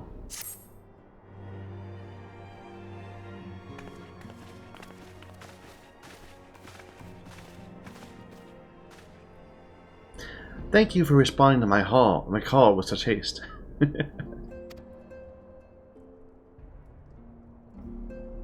Rest assured, I would not have summoned you were not urgent. To business, then. I received some disturbing news from the Order of the Twin Adder. They have reason to believe the Sylphs may have called forth their revered guardian, the primal Ramuh. I'm sorry, may have? It's not certain? The Elder Seedseer informs us the elementals themselves murmur of the Lord of Levin's return. The Sylphlings, however, display no signs of undue commotion. Forgive me, antecedent, but that fact need not contradict the elemental's testimony. Unlike his more bellicose compeers, Garuda and so forth, Ramuh is reputed to act only in the defense of his children. I'd imagine he would soon make his presence known if any were foolish enough to directly endanger the Sylphs or their territory. The abruptness of this development concerns me. Were we not keeping a close watch on the Touched Ones and their movements? If preparations for a summoning ritual were indeed underway, it would surely not have escaped your notice. It didn't. I was pretty sure it was going to happen, just not this soon. I beg your pardon? You foresaw this eventuality and did not to prevent it? I told Papalimo. I suppose I could have reported things to Menphilia, but there honestly wasn't much we could do except wait and see. You know how the Sylphs feel about people poking around in their territory. They already summoned Ramuh once right after the calamity, but that was because the Guardians came tramping through the forest. And so long as Castrum Orion stands, the Sylphs cannot be blamed for wishing to have their guardian deity on hand. In short, Ida and I were in agreement. The actions of the forest folk were inevitable and unavoidable. And I maintain that observation would have remained the best. I maintain that observation would have remained the best policy had it not been for the sudden influx of strangers into the Black Shroud. That, alas, we did not foresee. By all accounts, the recent violence in Ul'dah drove a number of refugees to seek safety under the concealing canopy of the trees. 'Tis like that the sylphs perceived this panicked migration as yet another invasion, and quickened their efforts to summon their god. I am put in mind of Titan and the kobolds. Once again, it is the affairs of men which have paved the way for our primal's coming. Indeed, one cannot help but wonder what manner of place Eorzea would be without the civilizing influence of mankind. Be that as it may, this regrettable development does afford us a unique opportunity. Through your dealings with the sylphs of Little Solace, you once succeeded in preventing an untimely conflict within Gridania. Might one who has treated with the sylphs so fruitfully in the past not achieve similar success with their patron deity? If Ramuh can be convinced of our intentions, it may be the first step to breaking the cycle of primal summoning. A fond hope. Were such a thing possible, we would not have been at war with the beastmen since time immemorial. But maybe this time we can... Let us continue this discussion anon. We must needs first consult with the nation most affected by Ramuh's presence. The Elder Seedseer has requested your personal involvement, Ye. Report to Commander Halou at Adder's Nest as soon as you are able. Steel yourself for the worst. While I hope for a peaceful resolution to this matter, experience suggests that your meeting with the Lord of Levin will prove less than amicable. In such an event, your fellow scions will of course lend you whatever support you require.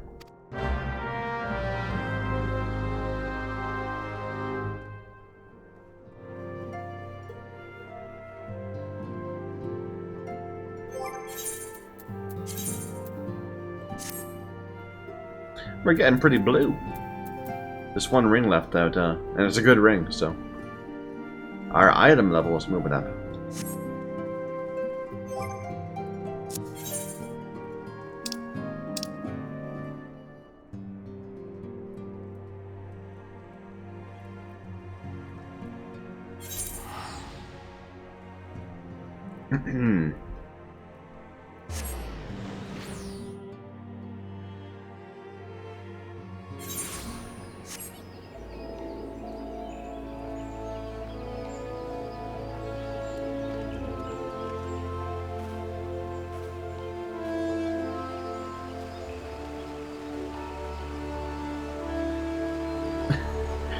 People cosplaying as other characters in the game.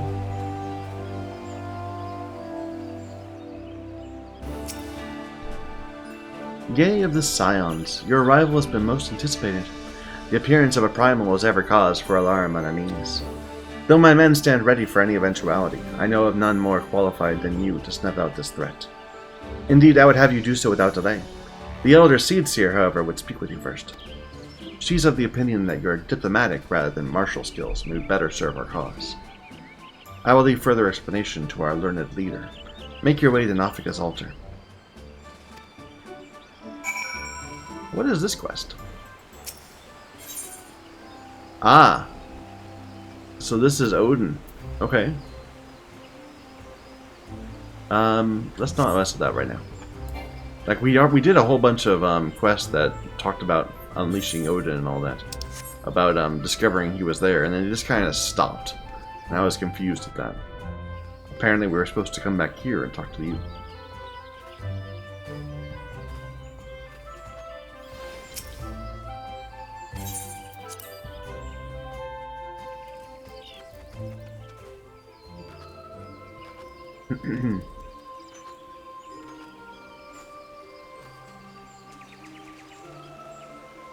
Hey, where's your sister? The good one.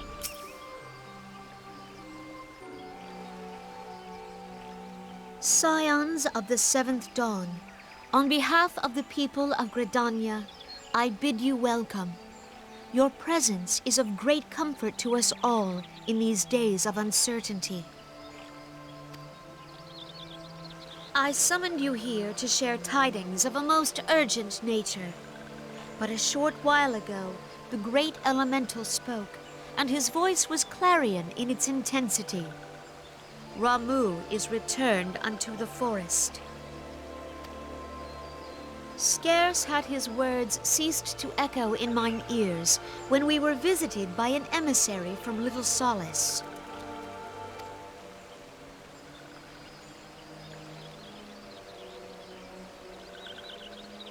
Our guest informs us that the sylphs too have sensed the presence of the Lord of Levin.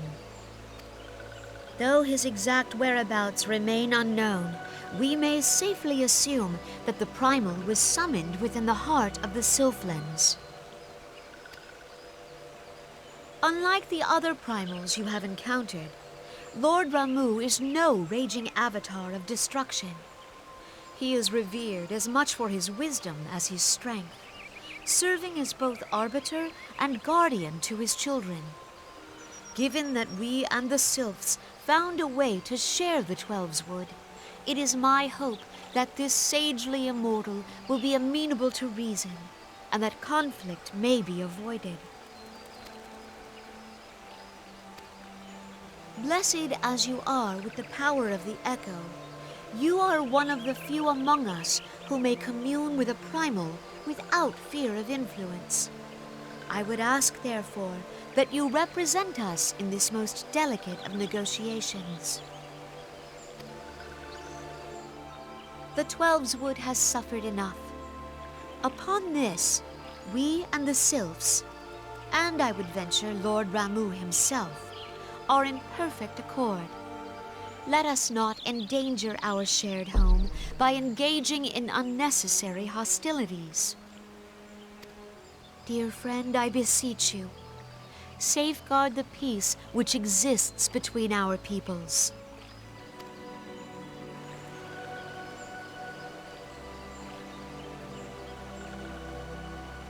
You have my thanks.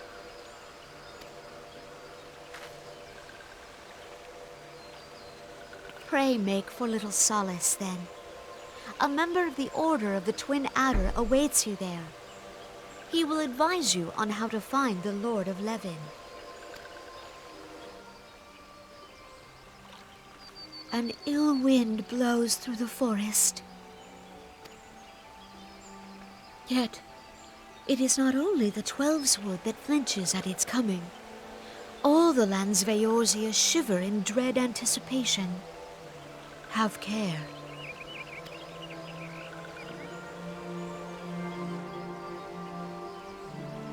I do love it when there's voice acting. Okay. Oh, we're back outside.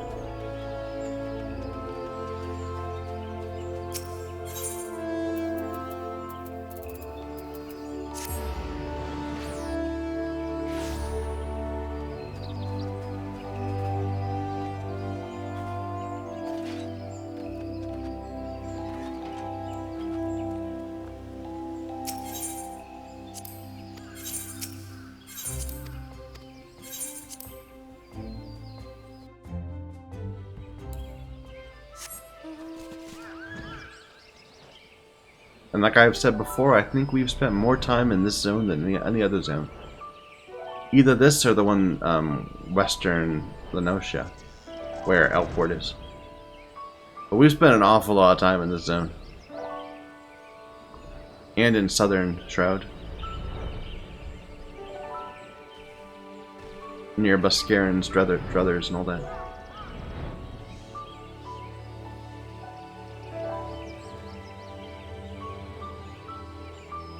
Seriously, think of like northern Thanalan, where Blue Fog is. We spent like 20 minutes there. We've spent like 8 hours here. Yea of the Scions, I was told to expect you. I understand you go to treat with the primal Ramuh himself. An unenviable task, but one for which I have no doubt you're well suited. I have been told your fellow Scions are conducting an investigation of the area as we speak, that we might ascertain the location where the Lord of Levin might be found. Abide here until they return with their findings.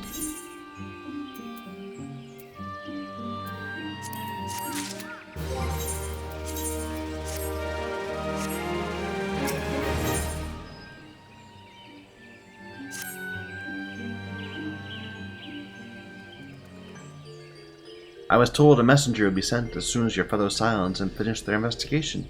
I don't imagine it'll be much longer.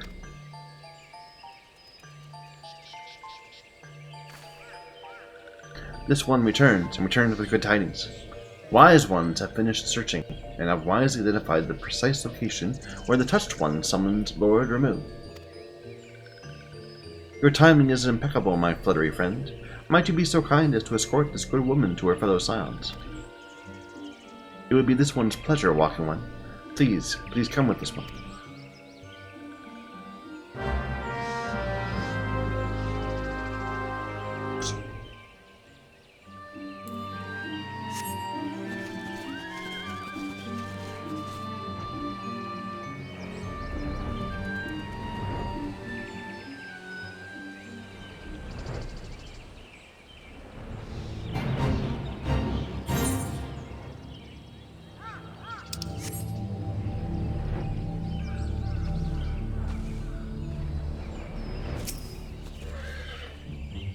Wise ones have ventured deep within the Sylphlands.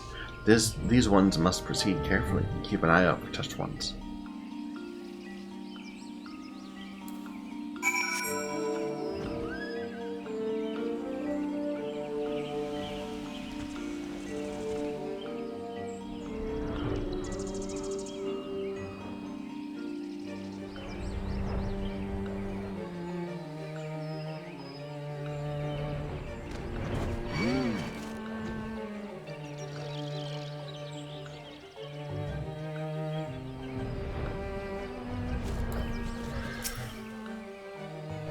This one is most sorry, but this one can go no further. Draw too close to Lord Ramuh, and this one may turn mean and nasty, like Touched Ones. And so this one must say farewell for now. Walking will find wise ones not far from here, to the south. Go in safety, Walking One.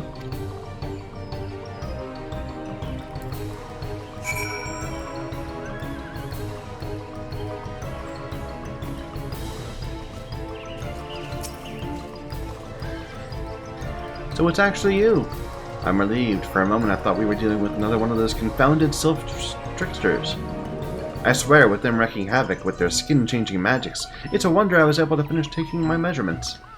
It was quite the ordeal. You should have seen the look on Ishtola's face when the one impersonating you suddenly showed up. That's quite enough, Papalua. My apologies.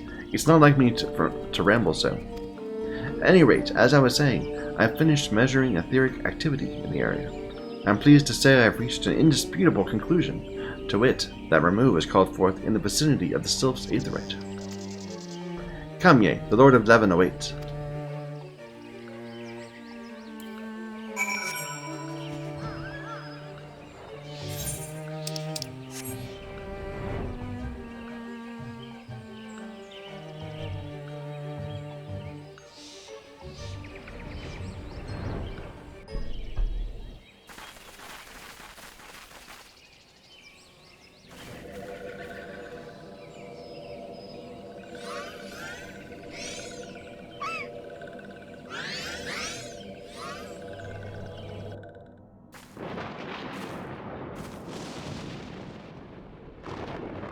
Thine order betrays thee, servant of hiding.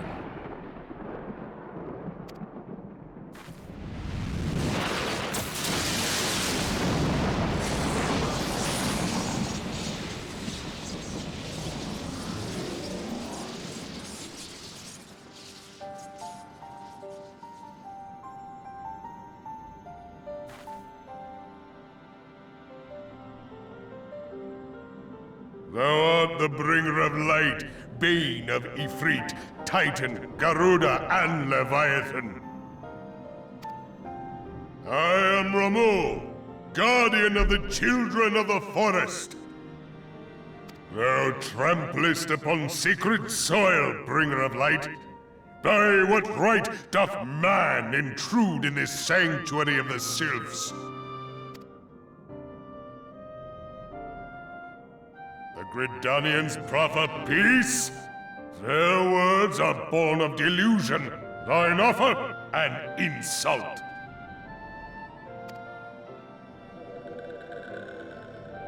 Thou speakest of harmony, yet carest naught for my children's desires.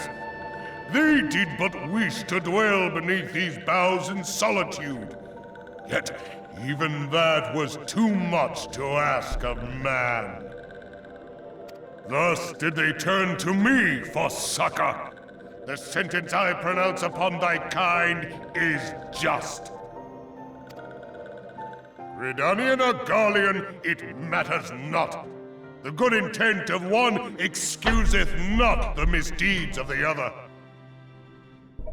Thy conflicts have brought naught but anguish and misery unto the forest. All blame doth lie with the darkness that resideth in the breast of man. Whence sprung this calamitous seed? In the beginning no such duality existed. Were light and dark given form when man was born? It would explain much, not least why strife and sorrow follow ever in thy wake. Thou canst not deny the urgings of thine own nature. Knowing that thy mere presence here portendeth tragedy, wilt thou persist in this pretense of peacemaking?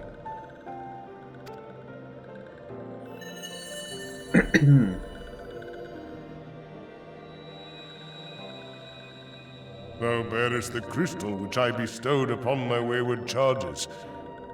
That they should entrust so precious a gift to thee.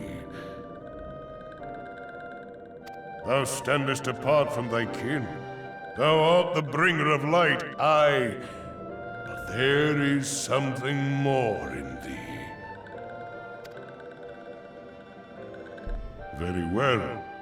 I shall consider thy proposal. Shouldst thou survive my trial.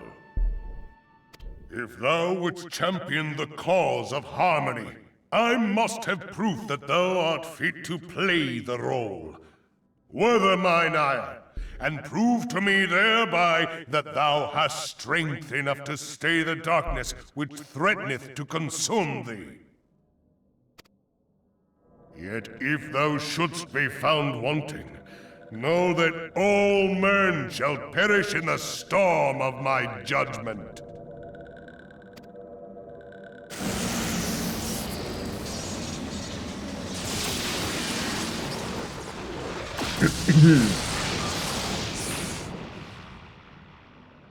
Come to me, bringer of light.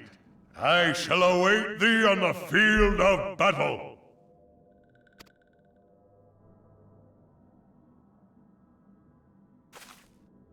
Urianger, it is rare indeed to find you so far from a tome.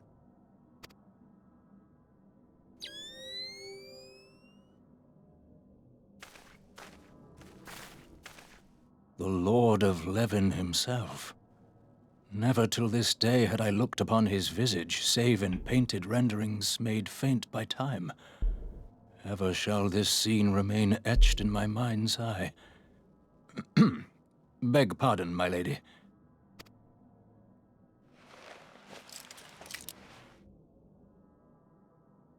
I must beg thine aid on a point of research.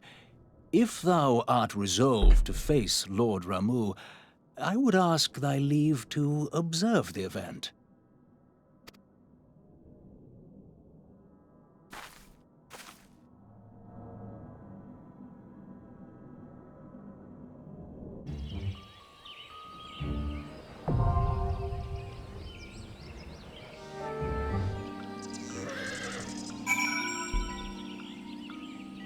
Okay. Well, let's do it. No.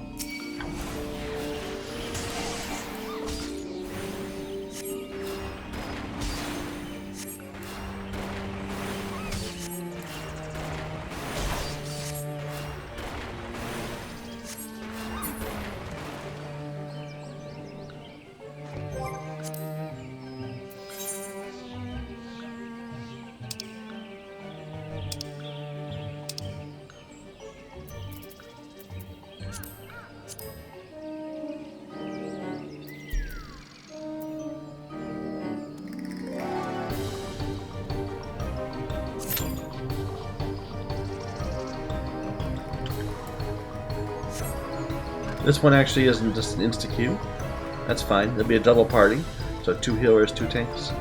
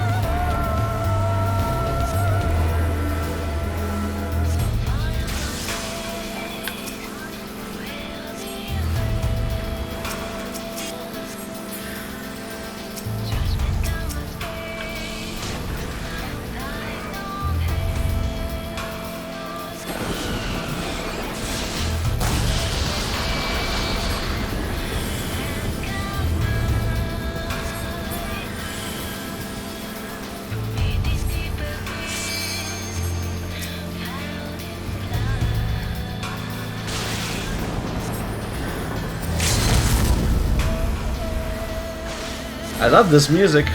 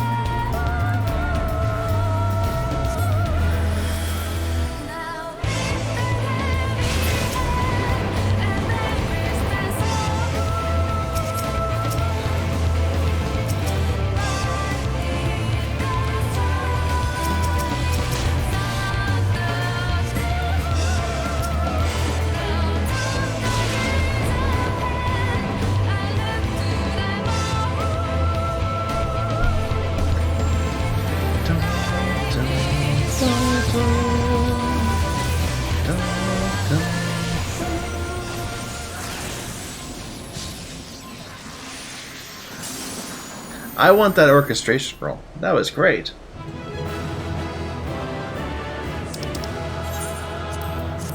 But apparently it didn't drop.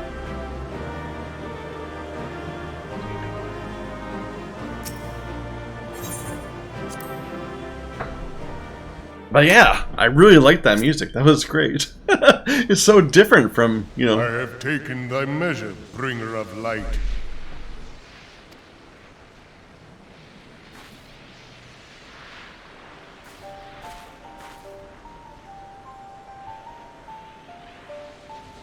And I judge thee a worthy champion.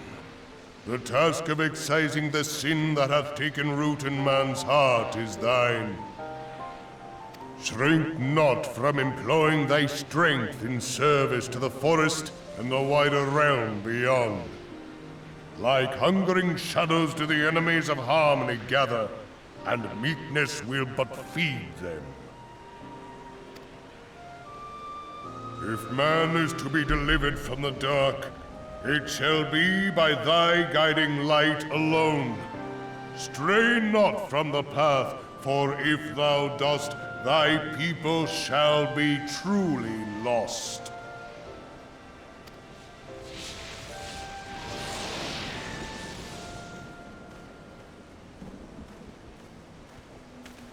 Thou hast slain the Lord of Levin. A regrettable act, but a necessary one.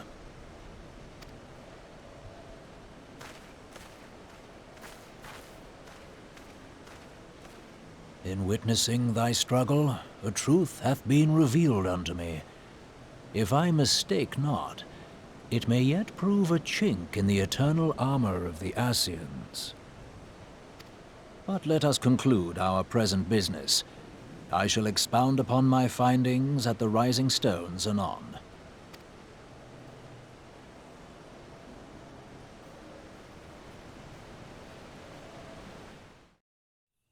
That felt like a more traditional, like, World of Warcraft fight, almost. It's a lot of AoE damage on the entire raid.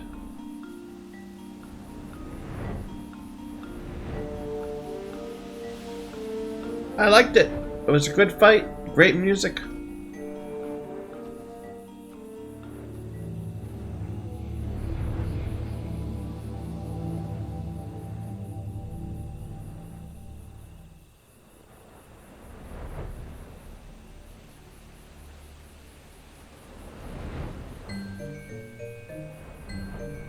Reminded me a little of, like, Pathologic? Pathologic 2? You've returned! Dare I ask how Ramuh received your visit? He challenged you to a test of arms. It's well then you have some experience in such matters. The peoples of Gridania and Little Sauls are relieved to hear the Lord of Levin has accepted you as the forest champion of peace. You performed a monumental duty this day. The Elder Seer must be informed at once.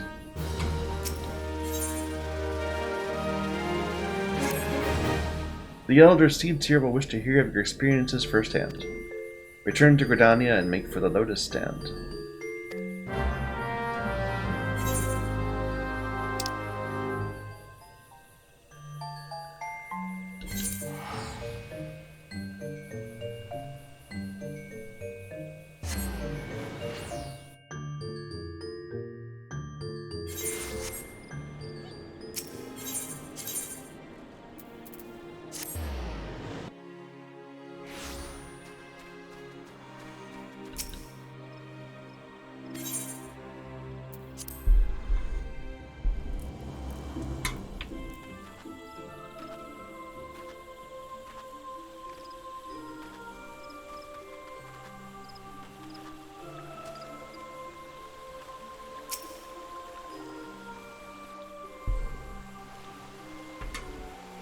You are returned to us, dear friend, and none the worse for bearing the heavy burden which I did press upon you. Most glad am I of this. I am informed that your efforts to negotiate a peace with Lord Ramuh ended in conflict. Pray tell me, what befell?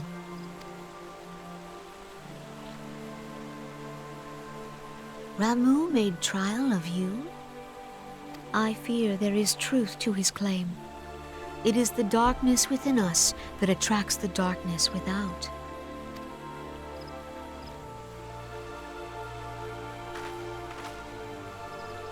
It cannot be denied that misfortune follows man.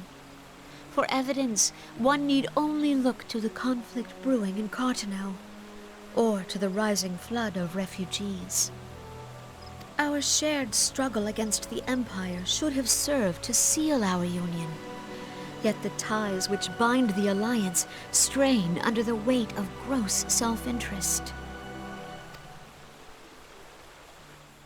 As the scars of the calamity begin to fade, so too does our sense of common purpose. Yet now is scarce the time to forget our shared responsibility. If this new-sprung realm is to survive beyond its infancy, it must needs be nurtured by all. Eorzea must be as one. Yet I fear that dream is still far off.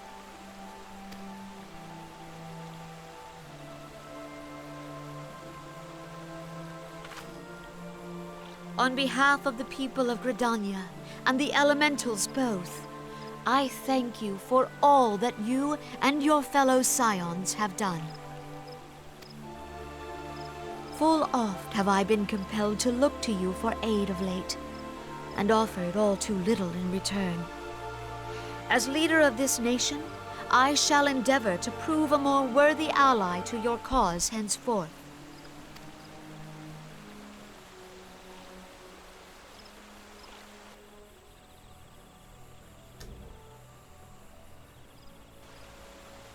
Lord Ramuh has departed, yet the keening of this ill wind grows no less insistent.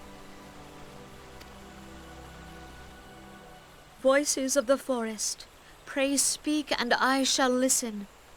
What unseen evil begets this unease in my heart?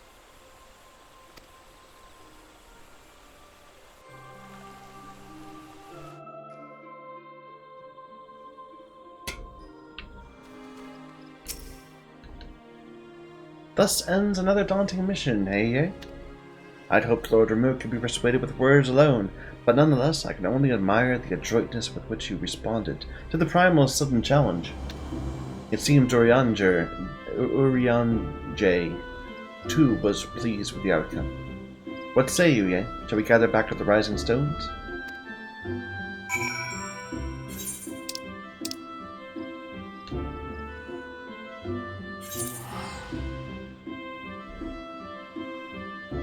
Urianger.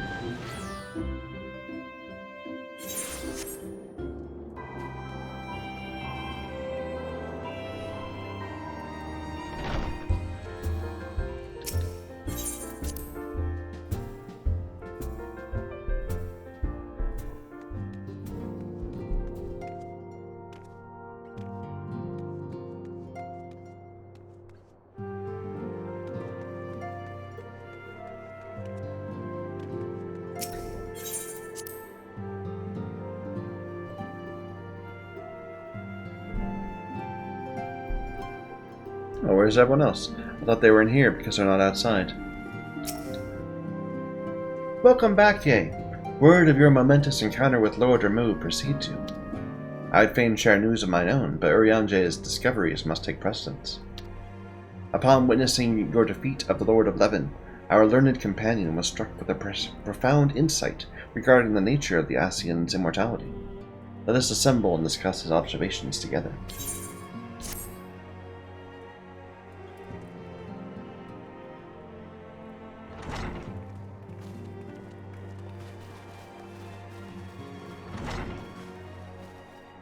If everyone is ready, let us begin. Urianger, the floor is yours.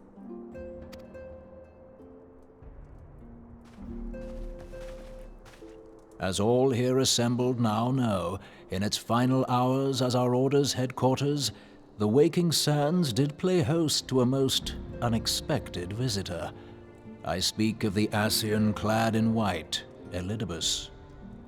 Unwelcome though his presence was, his words that day did serve to confirm a truth long suspected, that the Ascians are eternal beings, to whom physical destruction is as a temporary inconvenience. In the intervening time, Urianger and I have striven to discover a means by which the Ascians might more permanently be slain. And 'tis my belief that we have found the thread that will allow us to unravel the twisted skein of their existence. In the moments prior to Leviathan's most recent manifestation, the Sahagin elder who summoned him was observed to undergo some manner of ascension. The etheric readings taken by Y'shtola at the time of this transfiguration have proven most enlightening. The disruption to the flow of ether was sudden and dramatic. So tangible was the agitation, I scarce had need of my goggles. The significance of Y'shtola's readings might better be understood in the context of mine own, taken at the instant of the Lord of Levin's demise. Unlike the Primal, the Sahagin was not subject to etheric dissipation. Before discussing our new discoveries, it may benefit us all to recall what we know of etheric behavior.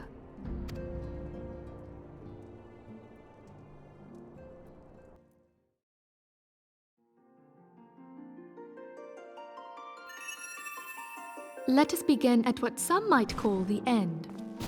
When we who dwell in the material realm die, our spirits dissolve into the flow of ether and are returned to the ethereal realm. In turn, the restless energy which suffuses that plane streams back into our world, giving rise to new life.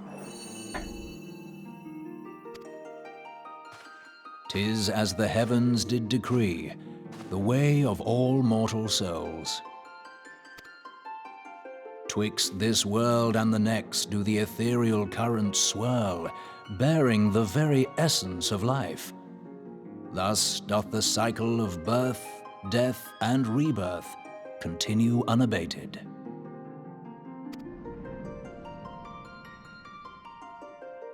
Primals behave somewhat differently. In order to manifest and then maintain a physical presence in this realm, they must consume vast quantities of ether, most often in the form of crystals. Though they may seem to live, their flesh is but ether given shape.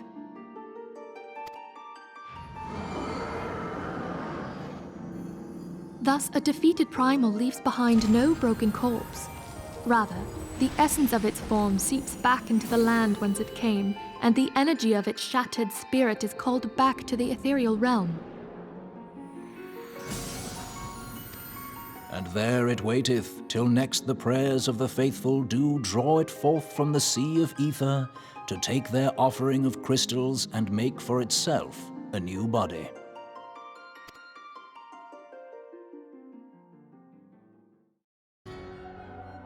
Which brings us on to the third group, the so-called immortals. They exist in a manner all their own.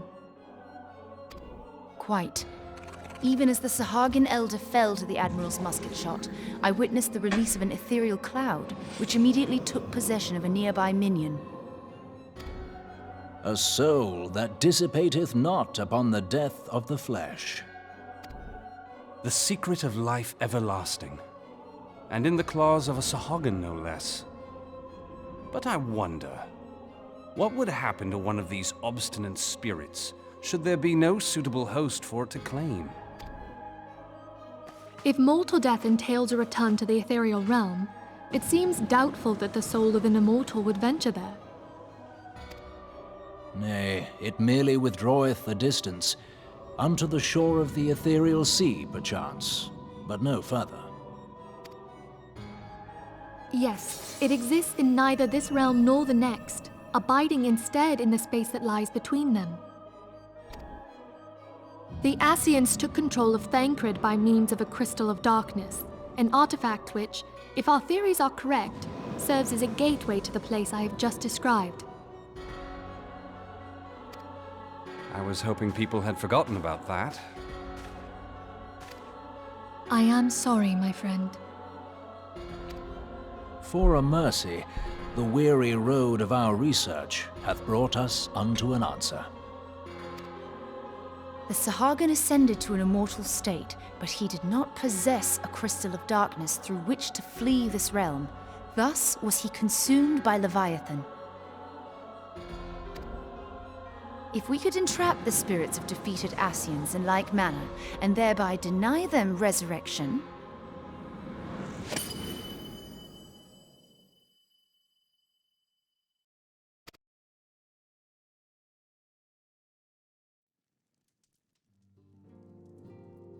Therein lieth the path to victory. Thou art most perceptive, my lady. Only when we have trapped the bodiless soul within an ethereal prison can we hope to defeat its unnatural constancy. Thus might even an eternal paragon be consigned to oblivion. These feats are, of course, far easier said than done. At present, we lack a viable means to entrap and extinguish an Ascian soul. Yet, I believe it to be possible. The pieces of the puzzle lie before us. We have but to put them together.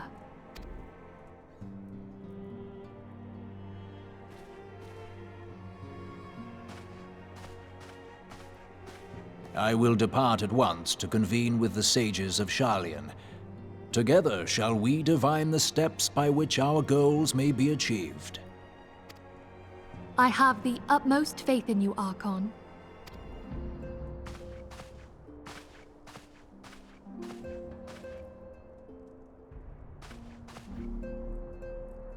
Beg pardon, antecedent, but I would raise one final matter. Even now, a Sharlayan survey party seeketh to ascertain the fate of the students of Baldessian. Their findings shall soon be known to us. Though you harbor feelings of dread, I bid you surrender not to sorrow, but abide instead in hopeful prayer. I shall, Archon. Thank you.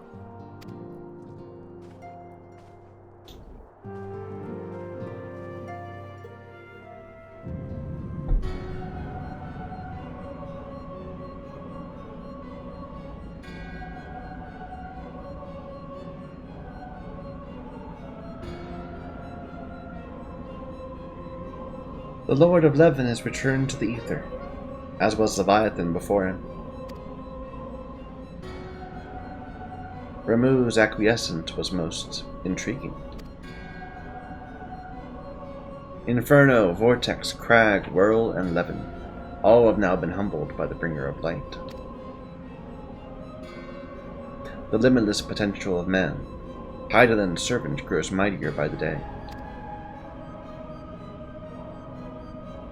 Yet she prospers at a great cost to her mistress, whose strength is all too finite.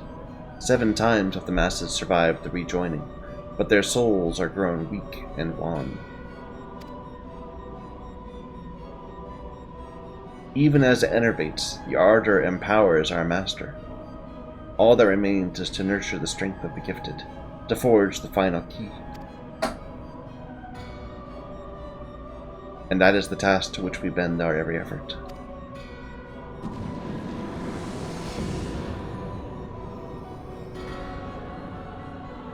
Divine seeds were ever wont to quicken in Eorzea's fertile soil.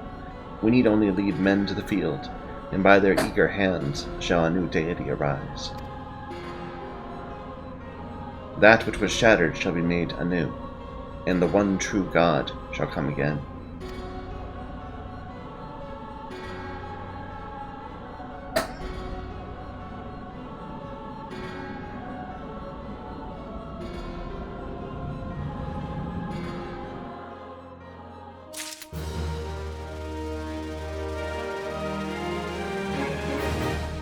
Oh, okay. They're shutting down the servers, so I better quit. Anyway, interesting. It feels like feels kind of like I'm watching a movie almost. But I will have to continue this tomorrow. So thank you everybody for watching. Until next time.